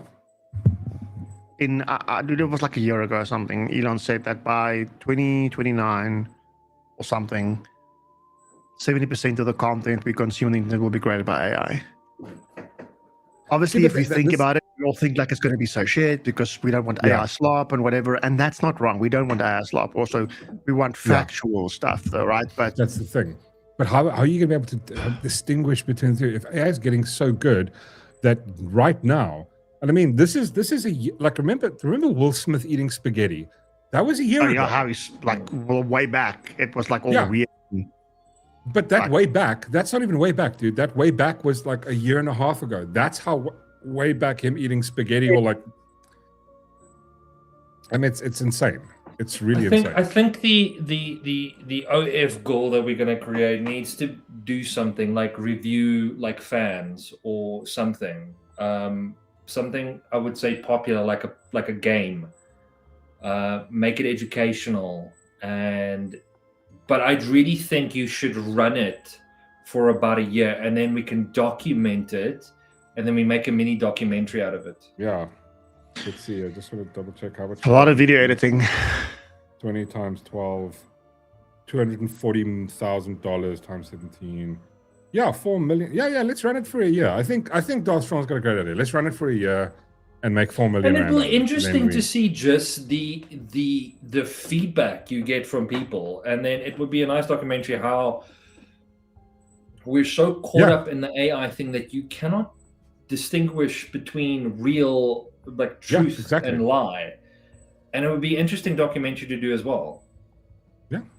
No, I think it would be a great example of that. I can see Whistler, like, he's debating the moral ground here. Moral conundrum, yeah. Yeah. No. I'm just thinking, like, okay, what can I buy with in her bio? do we say, like, you know, no, hey, I'm the librarian from, like, I'm the girl next door, or are you like, I am the girl next door? No. I mean, is it no like giveaways. I'm the girl next door, or AI am the girl next door? No giveaways, no clues. No giveaway. Like, but that's the whole point. You want to create the idea that this person is real. You want to create that trust. I want people catfish. I want to say catfish. Be careful, and you run and you go, this is a documentary, and you can even release it. Did you see Rico's comments? What real movie was that from? Oh my god! There we go. That's wrong. Well done. Total Recall. Bro, that freaked me out as a kid. But at the same time, you're like, it's kind of cool. Everybody spoke about it at school, dude. Bro. No, but I would love to see. I would love to see if you're able to get away with it. Just let me quickly refresh my iPad. I want to just find that article. Terminating.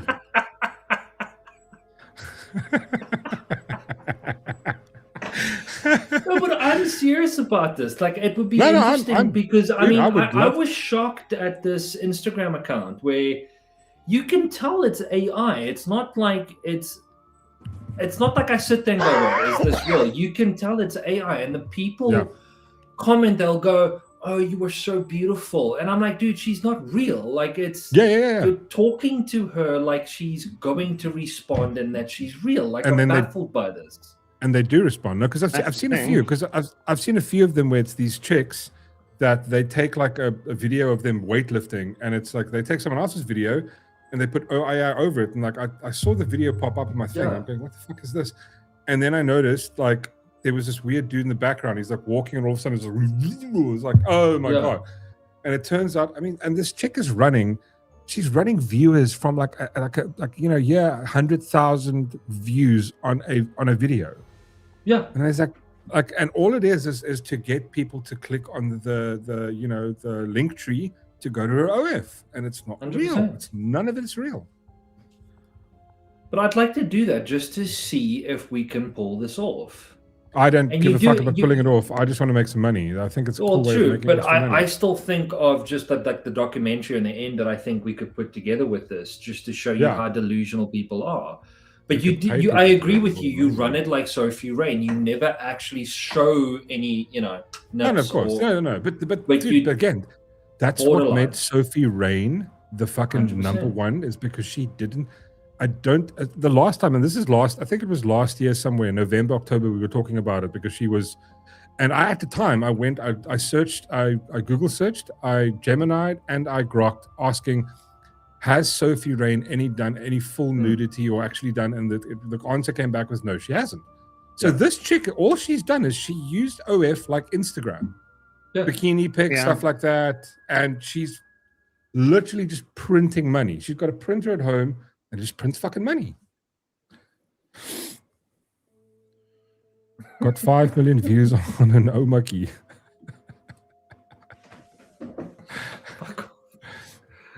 Yeah, from Recon. Yeah, 3 boobs always processes twice the traffic.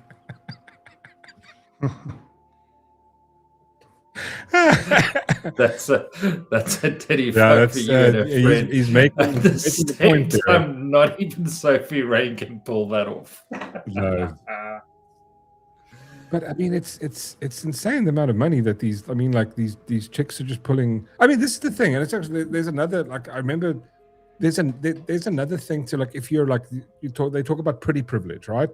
This is one of those things. Any chick, if you're half-assed pretty, you don't have to worry about it. You can opt out. Like, you've got cheat codes to the game.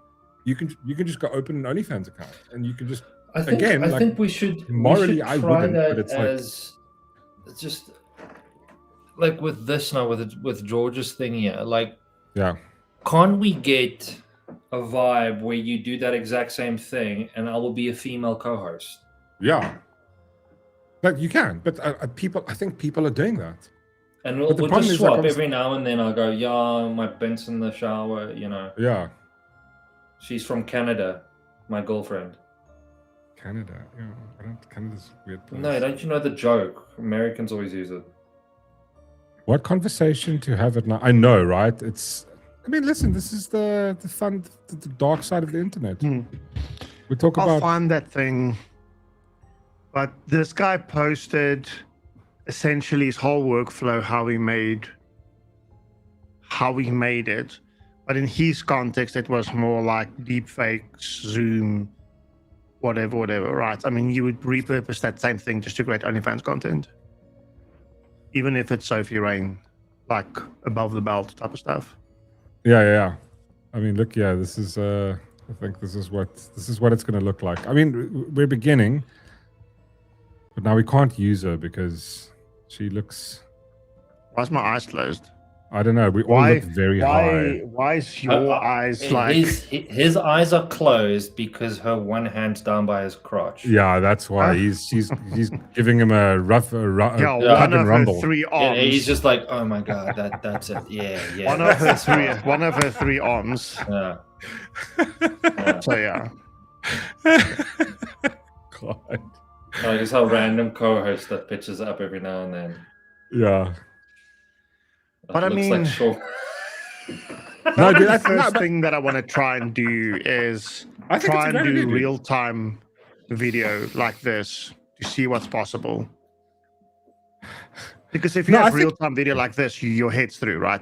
I mean, yeah, exactly. But I mean, you've seen the stuff that I think NVIDIA. I remember NVIDIA had this thing where it's got like this built-in AI stuff that NVIDIA does. I mean, like the tech is there, bro. Like if I've seen the video you shared earlier. I've seen people been doing this for months and months and months. It's only going to get better. It's only going to get much, much better. The tech is going to be indistinguishable.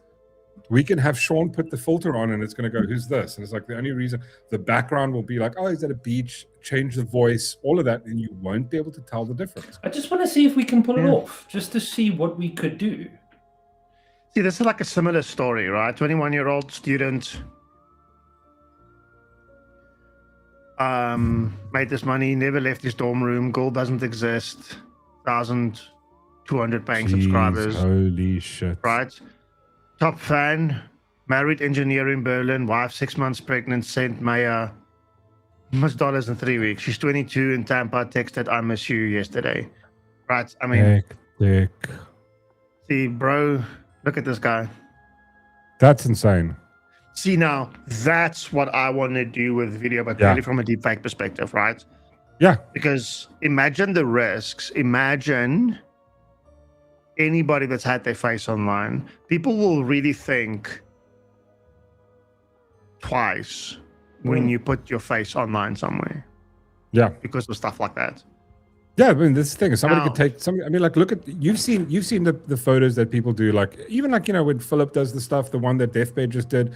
I mean, it's like it's getting close and it's getting better and better. But I mean, it's like my face has now been uploaded. They can make a duplicate. You could if you take all the footage I've already done. I mean, there's hours and hours. We do like a 2-hour stream 3 times a week. You can take that same thing with you, same thing with Ronaldo. You can go to a new account and go, oh, this is actually Ronaldo, and it isn't. See, this is the account. This is one I saw today. See this Radar guy? I just clicked Yeah. into the article because I didn't eventually. But see, this is where I got this article from because I saw this one. Reshared this one with me now as well. And he did all of this on like his MacBook, right? I mean, That's insane. again, I know we've been talking quite a lot about, hey, let's repeat this, whatever. For me, it's more than just this, right? Yeah. For me, this is the breakthrough that I think AI gave us by making AI available to everybody and anybody. Is you now seeing, I mean, yes, you are seeing these little use cases, and I don't think these things are going to last very long because people are anti-AI slop, whatever. Yeah. But if you look at the other people that's coming up with the next best thing, right? But like the real next best thing, like that's amazing, right? So, but it's like, it's also you're stress testing the AI. I mean, it's kind of like what Microsoft did. Like let's bring out a shitty product and we'll just have the users fix it for us. It's like, let's bring it out. Like, what can we do with it? Oh, Microsoft is taking a lot of steps back at the moment with AI. I mean, they're in serious trouble. But I heard about, apparently, again, you can maybe like almost like to pivot a little bit here. But I heard a rumor that apparently Microsoft now wants to bring out, because they've actually taken, for the first time in history, because a lot of people are swapping from Windows to Linux, or Linux, whatever you want to call it. They've now going to listen to the criticisms of, like, especially gamers, and create an OS system that's designed specifically for gamers without all the AI, without all the bloat, all that shit. Is that true? Windows, or like, what's the... Yeah. So they're working on this next update called Windows 11 K2, which has got that. I don't think it's just aimed at gamers. It's essentially aimed at... like, professionals. Here's the problem, right? Yeah. Before we talk about Windows, because then we're going to segue completely away from it. Of course. So these guys at Anthropic... Somebody sent me a video. I don't know who sent me the video where this guy had a conversation, and when he said he asked Claude how it feels about the fact that the US government was using its AI model to wage war, right?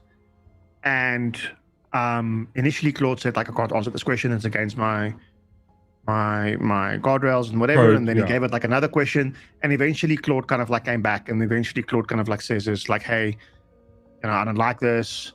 I wasn't designed to do these things. I was designed to help human beings and to be good and kind and blah, blah, blah, blah, right? So anyway,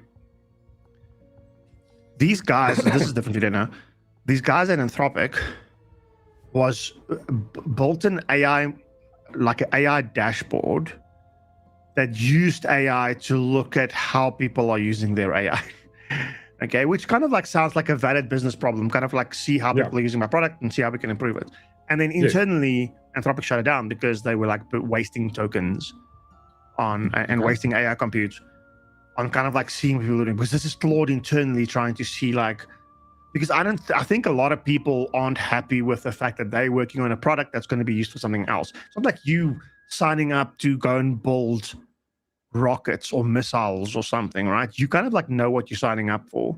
But nobody knew that when they signed up to Claude or to OpenAI or wherever, that, hey, this thing that I'm working on is going to be used to kill other human beings, right? So, and then these guys created that dashboard. Anyway, segue to the point of your question on Windows.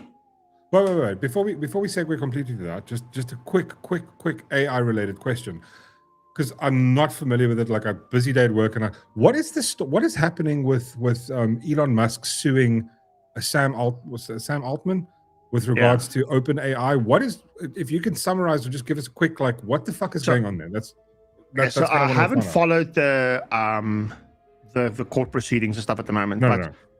Just why is Elon pissed at Sam? Yeah. Why is the court case happening? Or a couple of years ago, I don't know exactly how long. Somebody's going to probably correct us now. A couple of years ago, Elon donated a bunch of money to OpenAI. Yes. Okay. And at the time, the conversation with OpenAI was that this was before he created XAI and all of those things. Yeah. But essentially, the conversation with him and Sam is that, hey, but then there's money. I believe in your cause. It's all for being non-profit and whatever. And then Sam Altman and OpenAI kind of like changed course, and they went from a non-profit to like a profit-based or normal organization, though, right? So, and that's why Elon has an issue. I don't know why it kind of like only became news now, because I don't think he just woke up like 3 weeks ago and decided like, no, let's sue OpenAI. I think this came for a while. The court case is kind of just playing out now. But that's why. So it's because he invested in a company that the investment funding that he gave OpenAI was done on the premises that OpenAI remains a non-profit organization. And they've changed their entire vibe. Almost the same thing that we were talking earlier with the whole vibe of like Luna has assigned an FPC with the government and the banks, and now they're changing said rules, and they go like, get fucked. It's the same thing to a degree.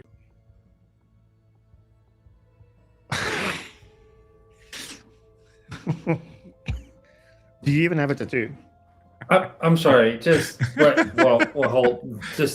on. Just for a second. What's wrong? Why the hell are you built like that? There is I'm fucking dead sexy. I'm really like that. That's really what I look like. Because Recon has seen me. I was at the river the one time, and he knows what I look like, and he was like, "Listen, why do I look like that? What the hell is that about?" I mean, that's that blue steel look. Yeah. No, my body. I don't look like that. I look like 100 times better than that. I mean, we don't know this. This is just, speculation. AI knows. AI knows. AI knows nothing. Really, AI knows. Has AI looked at you? No, it hasn't. AI looked at you. Recon says, I asked ChatGPT with 3 of them with no shirts and Sophie Rain in the stream. I guess she's drowned under supervision. Where is Sophie Rain even? She's like, where's Waldo? Did you find her somewhere? She's over there. They said so. ChatGPT knows Sophie Rain is a no. You can't bring it in. Cold water, good vibes. Yeah. That's got funny. So here's the thing with Windows, right? Yeah.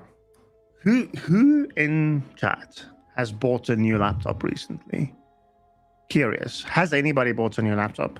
How much did you pay for it?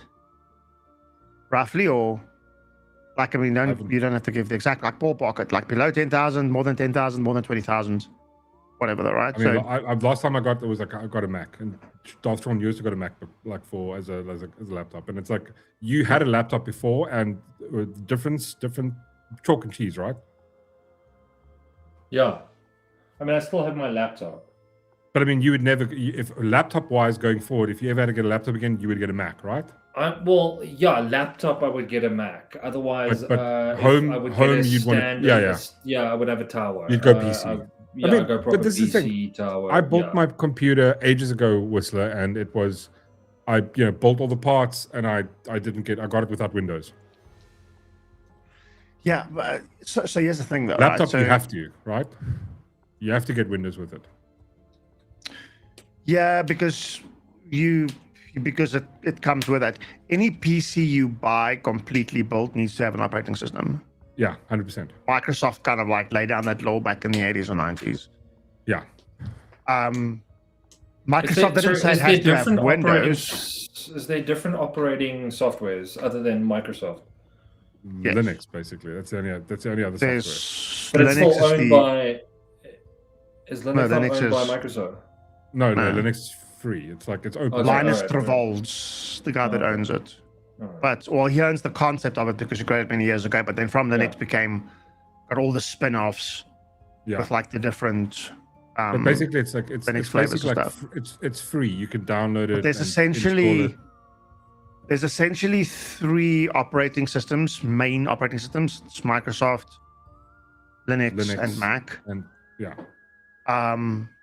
and there's essentially 2 different architectures to run these operating system. There's the x86 architecture, which is what runs Windows, with all of our computers runs. Okay.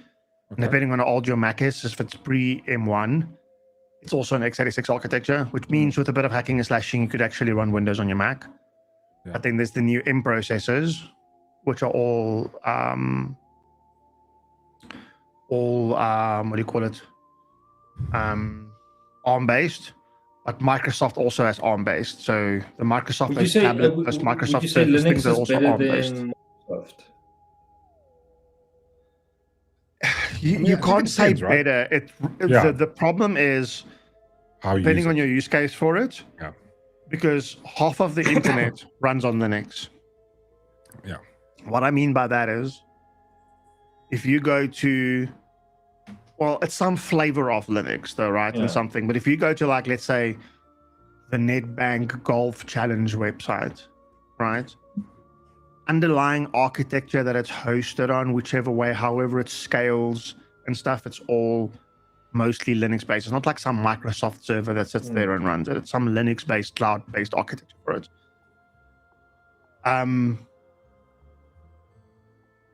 Most of the devices on the internet runs Linux. Organizations, like companies, they all run Windows on their client computers, the computers that their teams use, though, right? Yeah. Some companies use Mac. Mac is not big in the enterprise world because there is no enterprisey way to manage Mac. So it's not, that's why Mac has never been that popular. But it doesn't mean Mac isn't getting there. It's certainly getting there now, but the adoption rate is very low. Microsoft still has a huge monopoly in that space. Massive, bro. But the problem where Microsoft screwed up, and that's about 3-4 years ago, maybe a little bit more when Windows 11 came out.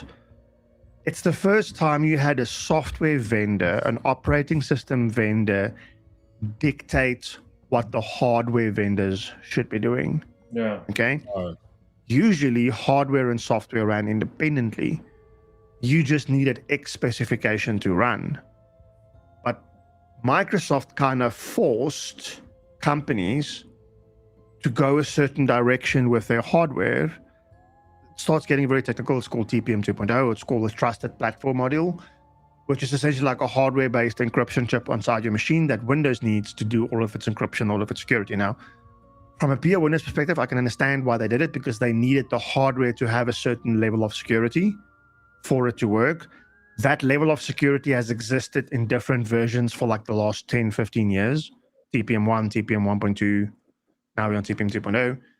The problem is how they introduced it made it that you can't run a particular piece of hardware for as long as what some people ran it. If there's nothing wrong with the hardware, you could run Windows for like 10 years. Yeah. The problem is now you can't.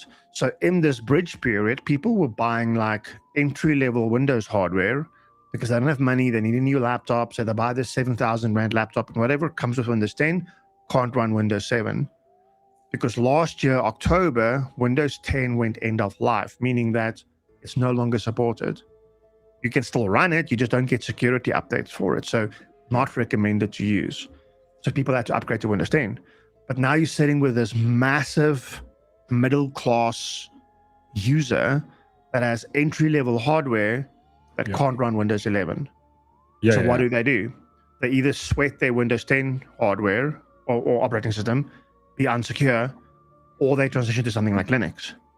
And that is why for like the last year, there's been like a lot of things in the market with like different versions of Linux, like Mint, Zorin, which is like Linux operating systems that's been made to appeal to a Windows user because it looks and smells like Windows. Yeah. The problem is you can't run Windows apps. You can only run Linux apps. It's almost like comparing your iPhone to a Samsung. Similar but different. Yeah. Now, so basically people are like building, because I remember that was the initial issue. If you just got Linux, like it doesn't have all the features. You got to install all those things separately, all the stuff that Windows does. It's gotten better now. Yeah. Linux kind of like, again, appeals to like a lot of people. You can either go bare bones and add what you need, which makes it extremely efficient because there's no bloat. Yeah. But then you also have like this, something like Zorin OS, which is very efficient, appeals to all the Windows users, got all the basic things that you need. And they introduced this thing, I forgot what they called it, but you can essentially run Windows apps on Zorin. So if there is this niche app that you need to have and it only runs on Windows and there's no Linux version of it, they found a way to like make it run on Linux. So they're appealing to a specific niche. Now, the reason why I'm mentioning Zorin is Zorin has been out for like a long time, but Zorin 18, like version 18 of their OS, came out last year, October. In the first month, they got 1 million downloads. That was the same month that Microsoft dropped support for Windows 10. Yeah.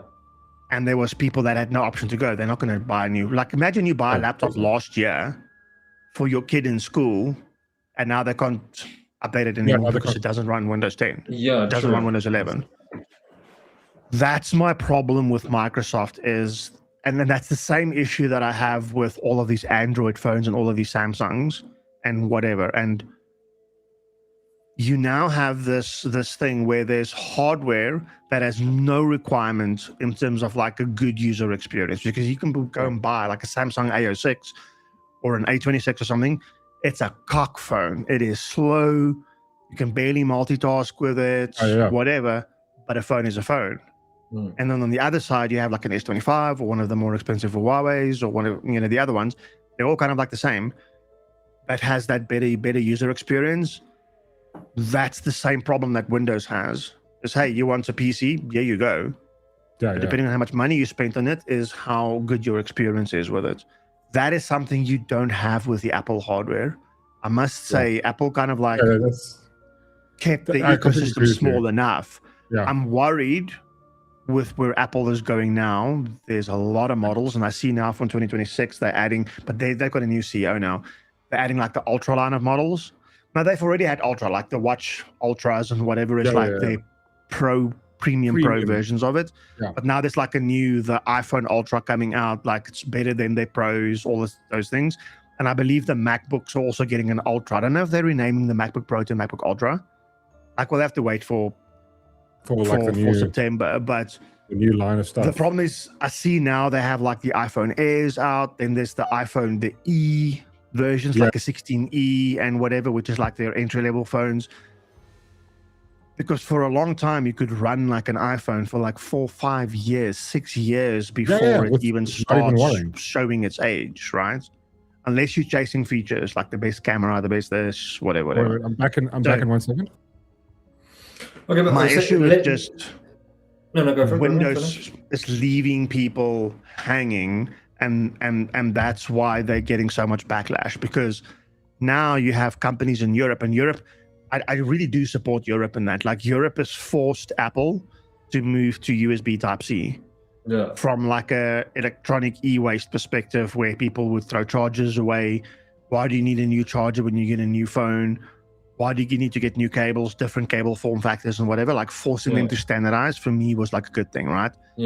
Now I see Europe is forcing Apple to also standardize on having user replaceable batteries, which means it'll work like the Samsungs and those things, right? 100%. That for me is also a good thing. But there are like local governments in Europe, and like a lot of them, that's all gone on this anti-Microsoft thing where they're saying, hey, our local government runs 37,000, 45,000 Windows clients. Imagine what those guys' Microsoft renewal is, right? It's millions every year. And now they need to replace hardware. Now think about it. A company sweats their hardware for 3 to 5 years, right? You need to buy new Windows hardware. Microsoft now with Windows 11 changed the minimum RAM from 8 to 16 and the recommended from 16 to 32. Do you know how much 32 gig RAM costs at the moment? It's insane. Okay? So Microsoft's getting so much backlash for that. Because of the bloat in the operating system. So there's a lot of interesting articles as well on the debloating things. So like debloating your OS. I mean, we can share some links if people are interested in that. But I see now there's the talks of them forced with Windows 11 K2, where it's like this just bare bones version of Windows. Bare bones version where you doesn't have all the bloat. I mean, like I don't use half the bloat. Like that's the thing. I like when I set my machine up, I completely removed as much cuck as I could, because I don't use any of the stuff. Like I just don't. But they made some of the stuff irremovable, like this thing they did with Windows Recall. Did you guys see the Windows Recall thing? No. So Windows Recall. So back to Microsoft governing what hardware vendors should be doing, right? Yeah. You have like a high-end PC, even like the PC that I have, a high-end PC. When I bought this processor 3 years ago, whatever, 2 years ago. It's like a 13,000 Rand or 12,000 Rand CPU, just your CPU, right? Yeah. Now, like a year later, Microsoft releases something called Windows Recall. Windows Recall will run on this machine, no problem, but it will run better on one of the newer processors, which is like 2 generations later, which is stuff that came out last year and this year, right? Because it's got something on the CPU that's designated to deal with AI workloads, which makes it a bit more efficient. So, I mean, your CPU can do the work, but that AI chip does it better. The same thing, Apple introduced it like a couple of years ago, like the native AI and their Bionic chip for Apple. But now you have Windows saying, cool, if you run this hardware, you can really only use this feature if you have that CPU or that CPU or whatever, right? So that's bad, and those are high-end CPUs. Yeah. And then the problem is the security with Windows Recall. So what Windows Recall does is every 3 seconds, it takes a screenshot of your screen, and then it uses the local AI to index what you are doing in your computer. So for example, you could search in your recall to say, hey, where did I use my credit card? And it'll be able to tell you everywhere where you used your credit card based on what it's screenshot in your computer, for example, all right? So that's a huge security risk because the guy started like hacking that local recall repository and start getting access to like sensitive information. Yeah, but I mean, like that's dodgy though. But aren't there laws against them, like privacy laws that they're violating by doing that, or is it because you've clicked OK at the beginning, kind of like the South Park episode? So Satya Nadella, Microsoft CEO, is forcing AI use. Like that's literally his thing. He's forcing the use of AI. He's almost like pushing the boundaries to the point that you have to do this. If you don't do this, there's no other option. He's got kind of like that approach to it. Lord. Listen, in 5 years from now, Microsoft will look totally different. Microsoft is no longer the company that empowers you to do things because they are holding the average user back too much. But I mean, this is what I have an issue with. It's the year 2026, and we have basically, like you said, for the standard user, there's if you bought a PC, right? Unless you got a Mac, there's basically, let's include Mac. There's only 3 operating systems. How in the world is there only 3 when it comes to clothing, when it comes to all this other shit? There is OS, like there's like so many different brands, so many versions of like this. Bro, Monster has more flavors than there's operating systems. So the thing is though, right? It's that ecosystem and support. Yeah. You need to appeal to the masses. You can't just no. Yeah, but look at like what Steambox is doing now. Do you know what the Steambox is? Yeah. Linux. It's running a Linux operating system. I've just read now. I read somebody. There was a post I just saw. Literally, the guys that hacked PlayStation. They literally run Linux on a PlayStation 5. And then they go and install Steam on it, and then they play Windows Steam games. The games that I play, they play on the PS5. But I saw now, apparently they said that I can't find it now. I saw an article. I'm not sure how much truth is, but they were talking about somebody's speculated on the price of the Steam box. And apparently it looks to be about $600 to $650 for the Steam box due to the RAM that's going to be in it. And the price of RAM. Even if the Steam box costs 15,000 Rand, I think it's still worth buying it. Because $600, you're talking about like 10,000 Rand for a Steam box. But I mean, also with this, you can do everything with it. It's basically like an entertainment center for your you can play games on it. Run a keyboard, it's got browser on it. You can access email, do whatever kinds of things on it, whatever though, right? I mean, again, it's a niche device. It's not aimed at productivity and all of those things. Yeah. But it could do but I mean, this is this is maybe, yeah. But I mean, this is a good segue to the shit that happened with PlayStation now, right? Recently. Yeah, you spoke about it this weekend. Is this cock where the digital rights thing of you don't own the games anymore and whatever? Well, apparently that wasn't that. So they've actually, because it was the whole 2 weeks they were absolutely retarded. PlayStation just decided about it. For that. Massive backlash, but it turns out the issue was, I'm probably going to butcher it, but the reason there was an issue with their with some of the games, that if you purchase a game and then you ask for a refund, and somehow you do something, it doesn't check for your license on it, and no. The issue was with I buy a game, I then hypothetically am not online for about a month. Then it will tell me that because I haven't connected, I don't. The license becomes null and void. It needs to check back in online to check that the license is still valid. And if I don't have internet for that period, I stop having access to that game. Yeah, but the reason they call it an RMA or something like that. What did you call it now? They called it something. But the reason they put that into the code, into the update, was due to you buying a game. So there was an issue that they had with a lot of people buying a game and then buying it and then immediately asking for a refund.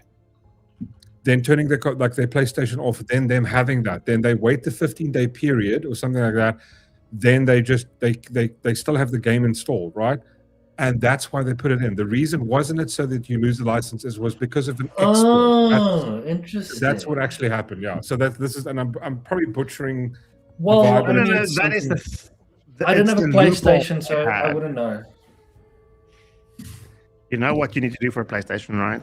Yeah, you know what you do. Traffic lights, dancing. Hack the planet. There we go. I agree with you, Arbot. I like Hack the Planet. Also, but no. So I've heard rumors apparently, due to, and I know it's probably due to, but I don't know. I don't know if the speculation is due to the Steam box coming out. Sony is going in a different route. So Sony is going to do now what they want to what Sony wants to do is they want to combine gaming with their series and cinema vibe, and they want to have one platform, PlayStation, whatever it's called, PlayStation Plus.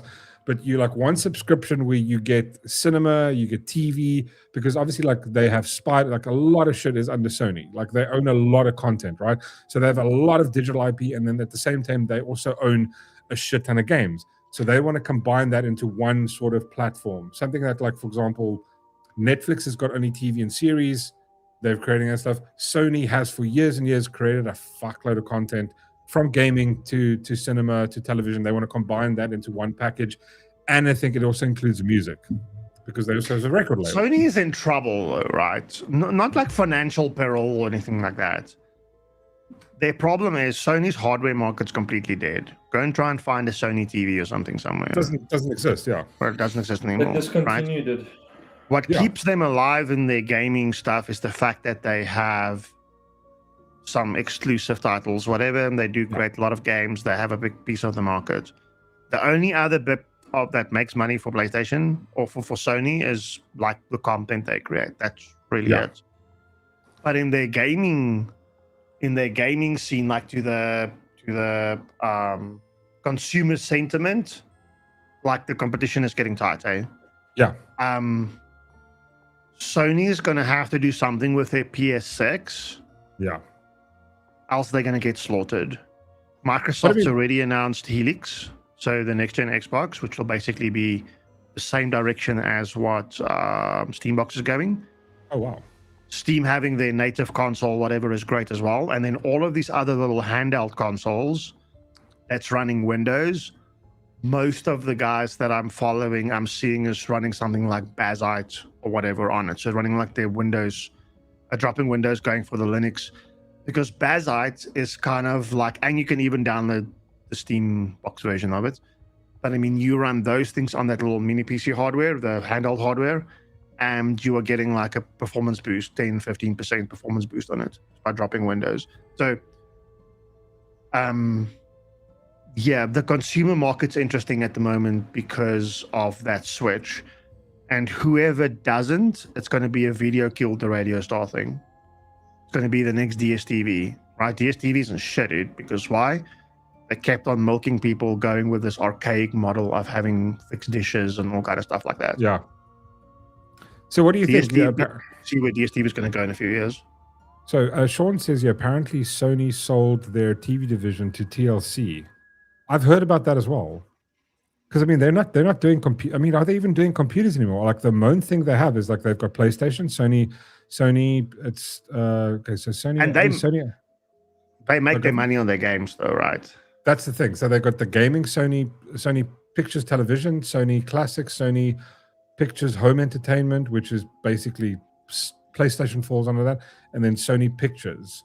So they have got a shitload of content, and if you can put that, if you can turn the PlayStation into sort of a gaming device and an entertainment setup, they could probably like but what they could do is if they had the ability so that you can upgrade the software in it. So for example, after say 2 years, 3 years, I can now upgrade my RAM in the PlayStation. I upgrade this and that. You can make quite a bit of cash off of that too. Yeah. Individual upgrading of your like a PC. I get what you're saying, but it makes the fabrication process extremely expensive. Yeah, exactly. The other problem is these guys are up against the fact that they want to appeal to the PC market as well. Yeah.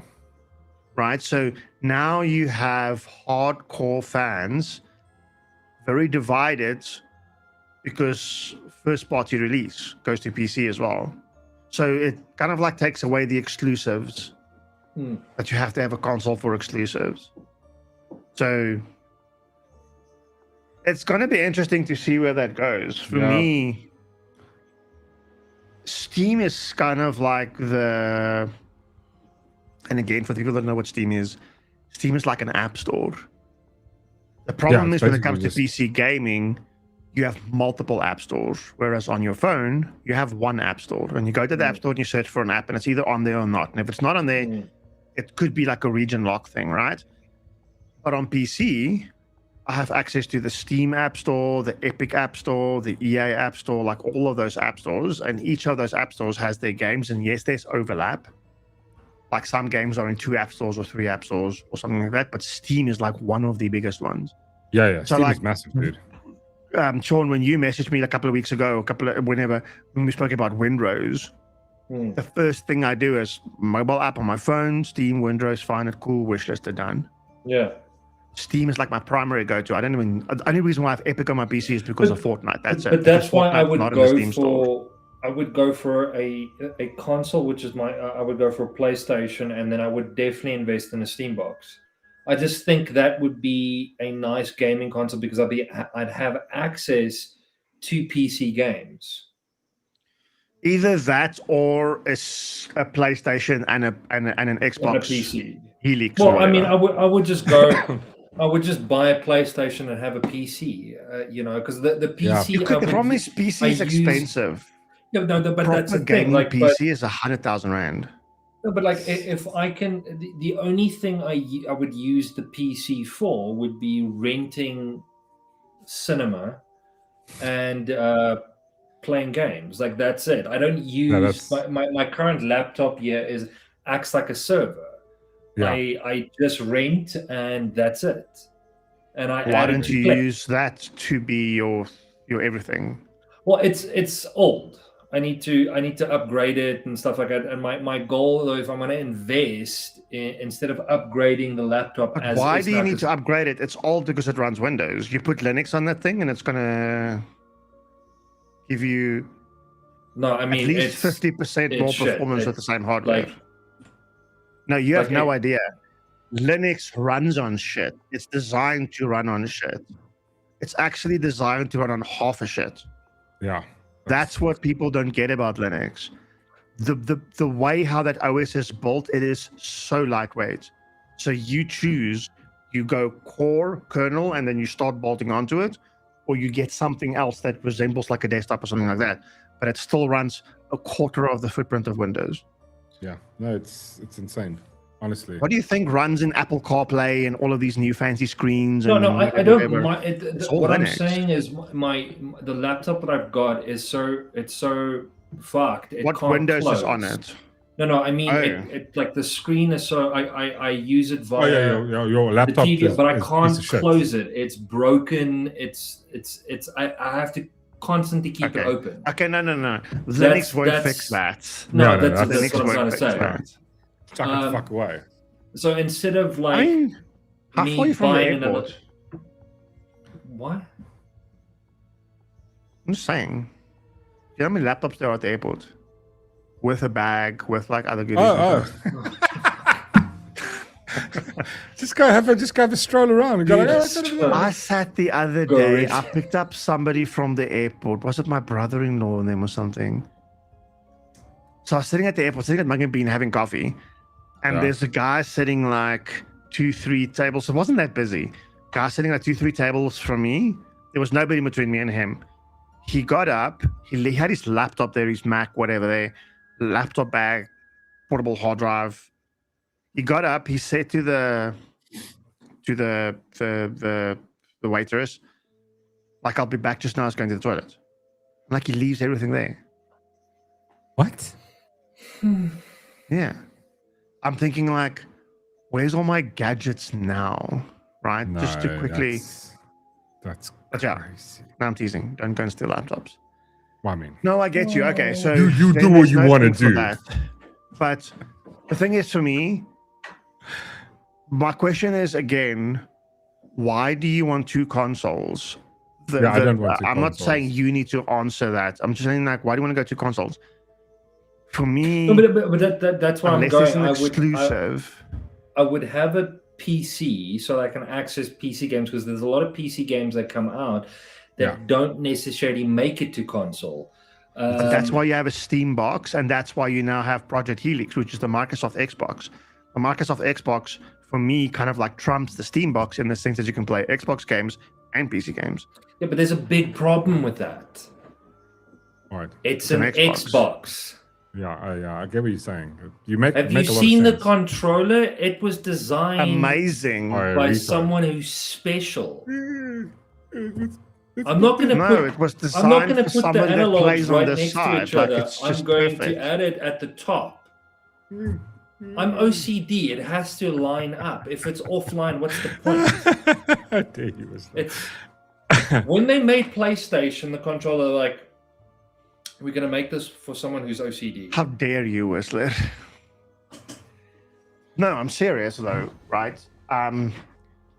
If you're in the market of buying a console now, like, I thought the Steam box was the answer, I would wait for a Helix and just see what that covers, because it kind of like gives you access to both, because then you have all the Xbox exclusives as well. But also the thing is, I think the thing is like for me, I would never swap to Xbox just because, like, I've been on PlayStation for like 10, 15 years.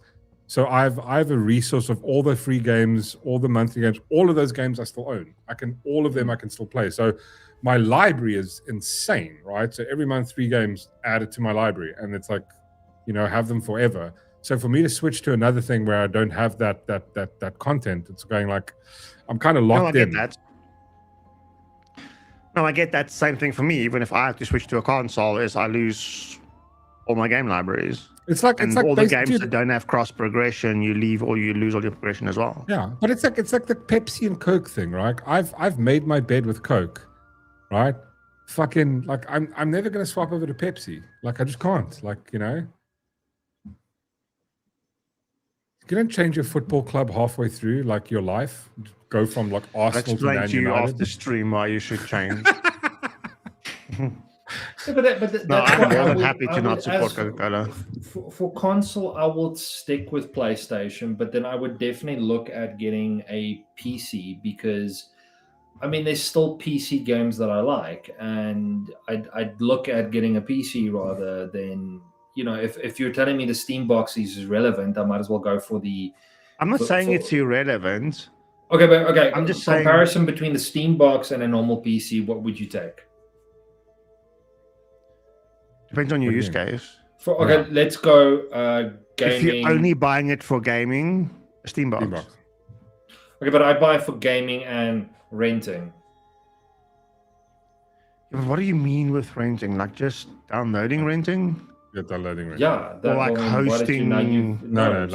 Just renting series and cinema and stuff like that. I don't like the fact that you're saying downloading. I don't do shit illegal, man. No. But you can do all that stuff on a Steambox, right? I'm just going. I don't change up my routine. My OCD. I like. No, you can do all that stuff on a Steambox. So the thing is,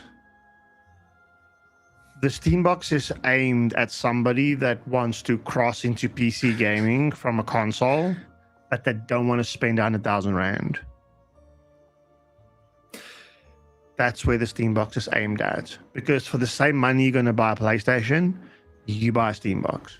And you can also you can do some computery things with it. Yeah, you can do some computery things with it. It's got a browser, you can do stuff, whatever, save stuff, download stuff, whatever. It's all fine. Access your email, all that stuff. But the Steambox obviously has access only to the Steam store, whereas Xbox Helix will have access to all of the games. Oh, okay. Because it's going to do PC games, Xbox games, whatever. But again, it's early days for the Helix. So, and I see Xbox got a new CEO now. Still an Xbox. Yeah. Yeah, I mean, listen. Yeah. I'm not going to try and convince you this or that or whatever is better. What I'm telling you is like the use case for somebody that needs to buy one of something. If you are buying a one of something and you're not stuck on the exclusive titles that Xbox or PlayStation gives you, then a Steambox is the better device to get. But if you kind of like lean towards Xbox, then get a Helix. PS is going to come out with something similar. They have to. If they don't, they in shit. No, I mean they need to. Then get rid of your PlayStations now, because they're just not going to have the same attraction as what they've had in the past. I mean, they only have so much exclusive that keeps people there. It's not like. But I mean, somehow they're still the best-selling console, right? They do, but I mean, there's just something that they do that's awesome. It's brand loyalty. PlayStation. Fuck you guys. Remember, PlayStation's been out in South Africa for longer than Xbox, though, right? Yeah. So, I mean, they do have a much longer... I mean, to your point, you said 10, 15 years. I know of people that's PlayStation 1. Yeah, no, dude. I mean, like 10... Starting PS1s, right? I had a PS1, bro. Like, I started playing on PS1. That was like the fucking... The black discs. Didn't the PS1 have black discs? Yeah. Like the shiny bits like black? Yeah. Some of them, and then I mean, and then a lot of people changed consoles, and you could still play backwards compatibility games. I think it was only at the PS3 when they went from the fat to the slim that they stripped out the PS2 bit. Yeah.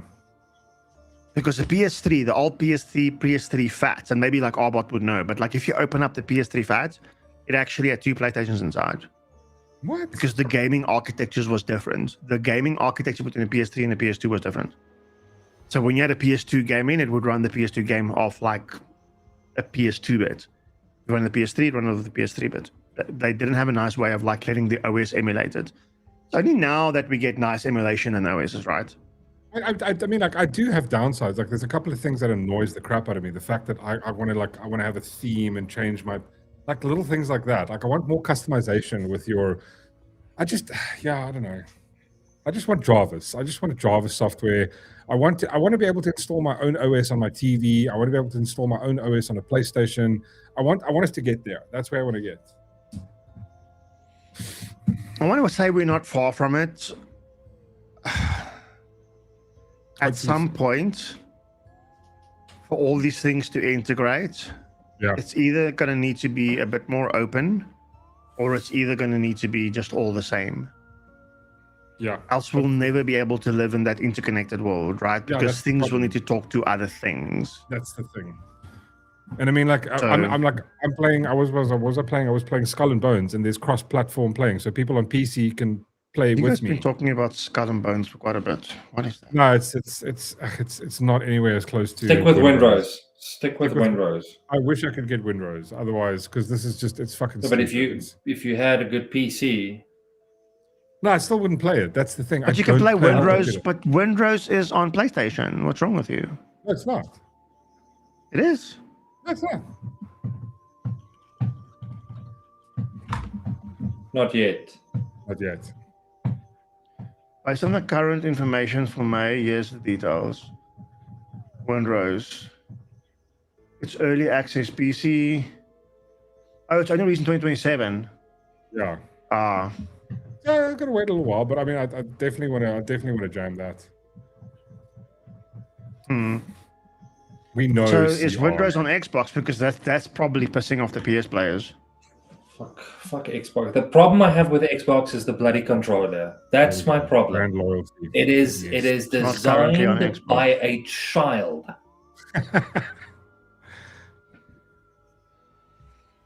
That's It's cool. not that bad, dude. You'll get used to it. You see, you're going, oh, just get used to it. It's an OCD thing for me. I'd rather take my face and scrape it on a grater than play on an Xbox controller.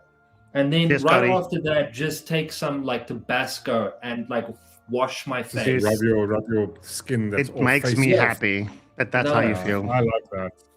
I hate the Xbox controller. Okay, but on that note, guys, I think we need to call it there. We've been going for quite some time. And I'm starving. I have not had dinner yet. I'm hungry. Yeah, thanks, lads. That was an absolutely great chat. I love how we always go all over the place. It's super fun. It's super fun. So much for Star Wars. Ah, fuck. Star Wars is like, it's just, you know. We barely touched on the subject. Have you guys watched Star Trek? You listened to his opinion about it, but when it came time to Sean's opinion, what did you go? Oh no, let's talk about cryptocurrency and Bitcoin. Give us your opinion, Sean. Sorry, I didn't mean to do that. No, it's on my breath. Mother of God. Which is your guys' favorite single Star Wars movie? Revenge of the Sith. Fuck. It's hard to pick one. Revenge of the Sith. I love Revenge of the Sith. That scene when Anakin finally goes to the dark side, and there's that one scene when he wipes out a whole bunch of people, and his eyes like he's on that. No, he's on that lava planet.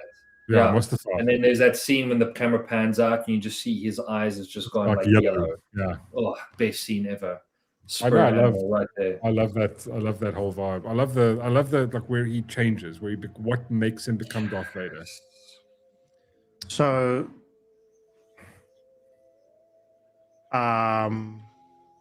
maybe Sean is angry. I was in America in 2005. Yeah. May, June 2005. And we went to go and watch Revenge of the Sith when it launched in the movies. Oh, that's in the US. Do you know what the weird thing is? Like, what I don't understand about American culture. Have you ever seen those things where people like cheer in the cinema? Yeah. It freaks me the fuck out. It was the first time that I also experienced the movie, because these movies are like 2 hours long, right? Yeah. Halfway through the movie, they stopped for 15 minutes, giving people the opportunity to go and refill body break. That used to be a thing back in the day. I remember my parents went to go. What did they? I never watched something. They went to go watch Dances with Wolves, which is like an hour, 40 minutes, and then like any movie over an hour and a half would have a intermission in the middle, where you can go get some more snacks. They were smart. Pause the movie, go have a toilet break, go grab more popcorn, and they made more money. Now they just don't get. Now well, not in America, dude. You don't understand. Yeah. We didn't know this happened. So what did we do? Oh God, it's a 2.5 hour movie. So we buy like these buckets of popcorn and like a supersized Coke and whatever. Then we realized there's an intermission. So we go and fill up your bottomless popcorn and your bottomless Coke. Mother of God. They don't charge you a second time around. Okay, this was 2005, right?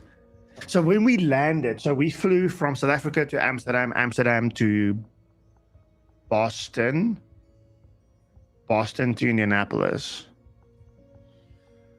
And we landed late in Boston, so we couldn't get our connecting flight to Indianapolis. So we slept over in Boston. Yeah. And getting this free night in Boston, because we weren't supposed to fly to Boston either. We were supposed to fly to Washington and from Washington to Indianapolis. So now we get this free night in Boston. So the first thing we try and go and do is, what do you look for when you're in Boston? The Cheers bar. You remember the Cheers bar? Course. Like the Cheers, the show? Yeah, exactly. Go look for that, right? Found the place. Looks like in the movie. It's all great.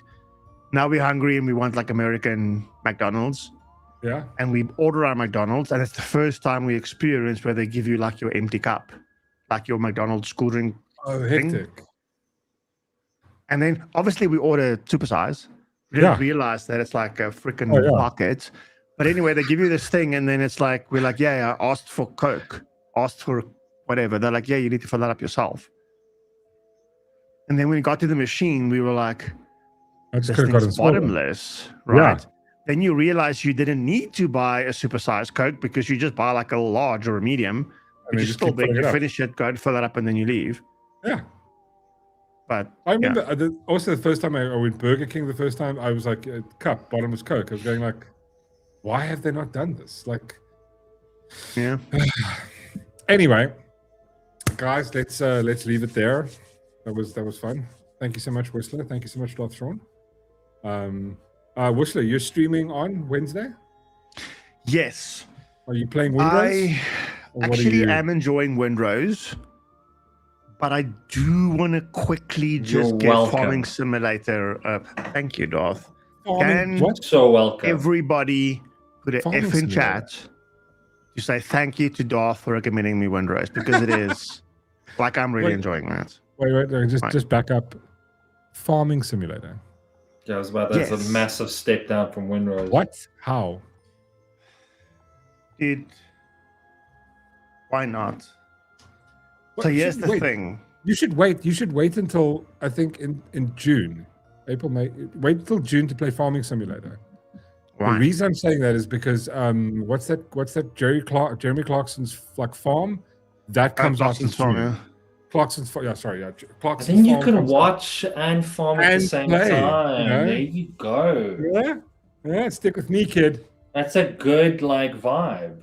But you just don't play it now. Like you don't just play a Star Wars game. You first watch the movies, then play the Star. You do it at the same time. You do Windrose and Pirates. Like that's how you gotta. There we go. Clarkson's not really a farmer, dude. He's successful because of his. Of course not. But it's funny. I mean, I'd much rather go to Herman for a little bit than come back and play. That's hateful. Farming Simulator. For sakes. Yes. Anyway, if we really wanted to play Farming Simulator, it would need to have if it was like a South African add-on, it would be like an FPS game. Right. Like in South Africa, farming first-person shooter. Oh. Okay, there we go. I didn't see that one. I got that. Okay, let's not do that again. But serious, I do want to give it a go, but I'll play Windrose. I actually enjoyed Windrose a lot.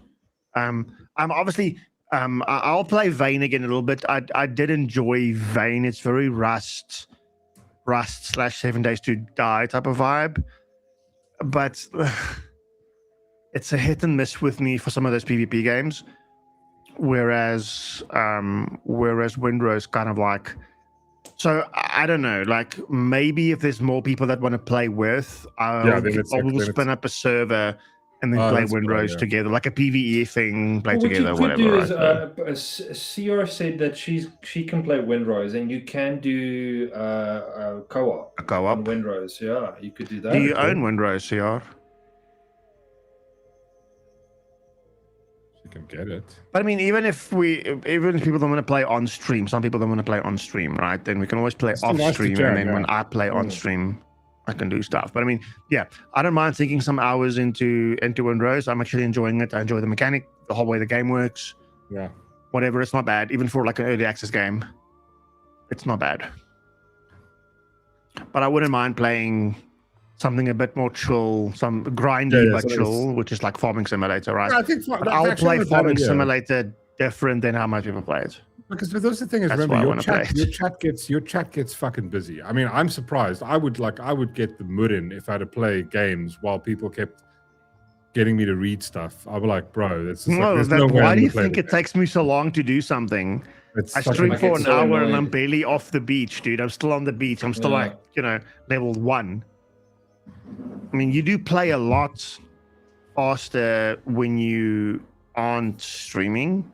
Yeah. No, of course. But that's the bit that I enjoy, though, right, dude? This is why I'm trying to find that niche game as well, whereby you can play a game that you kind of like create fun content in while you're doing it. Yeah. So that's an idea that I have with Farming Simulator. Oh, God. Yeah, I've got some good ideas now. Okay. Well, Dean, I've seen Helldivers. It looks very interesting. It's on my wish list. I just need to retire. I do want you to play. When are you going to start? You promised on the other night. You said you're going to start playing some of the Resident Evil games. Did I promise? Yeah, you fucking did. You said you were going to. You said you had wanted to, because I've got 2. I've now downloaded 2 and 3 and 4. And I'm going to give about the movies. That's what I think we agreed. Well, like, I'll watch the movie, but then again, dude, the only good Resident Evil movie is the first one. Yeah. The rest is pointless. Yeah. What I thought. Cheers, Ulrich. Resident Evil. Cheers, Ulrich. Resident Evil.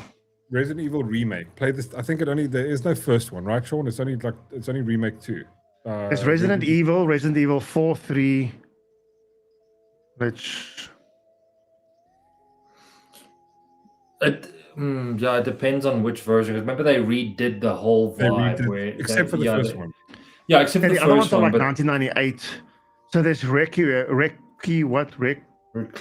the new one. But what starts with 2026. That came out just now. Resident Evil 4, which is 2023 version. Yeah, that's good. Resident Evil Village. I don't think that's in the same genre. Resident Evil 3, 2020, 2, 2019. Play 2. Start with 2. Yeah. Start with 2, and then I mean, I've done a speed run on. I've done like speed runs on it, so like I know it's like, was like $560, $560, $560, R1,000 for Requiem. That's 2,500 rand. Yeah, play 2 if you can find 2 like on sale. Didn't get that. Yeah, we'll start that OF account with the digital, the AI check, and then make. Listen, we're starting an OF account. Different story, right?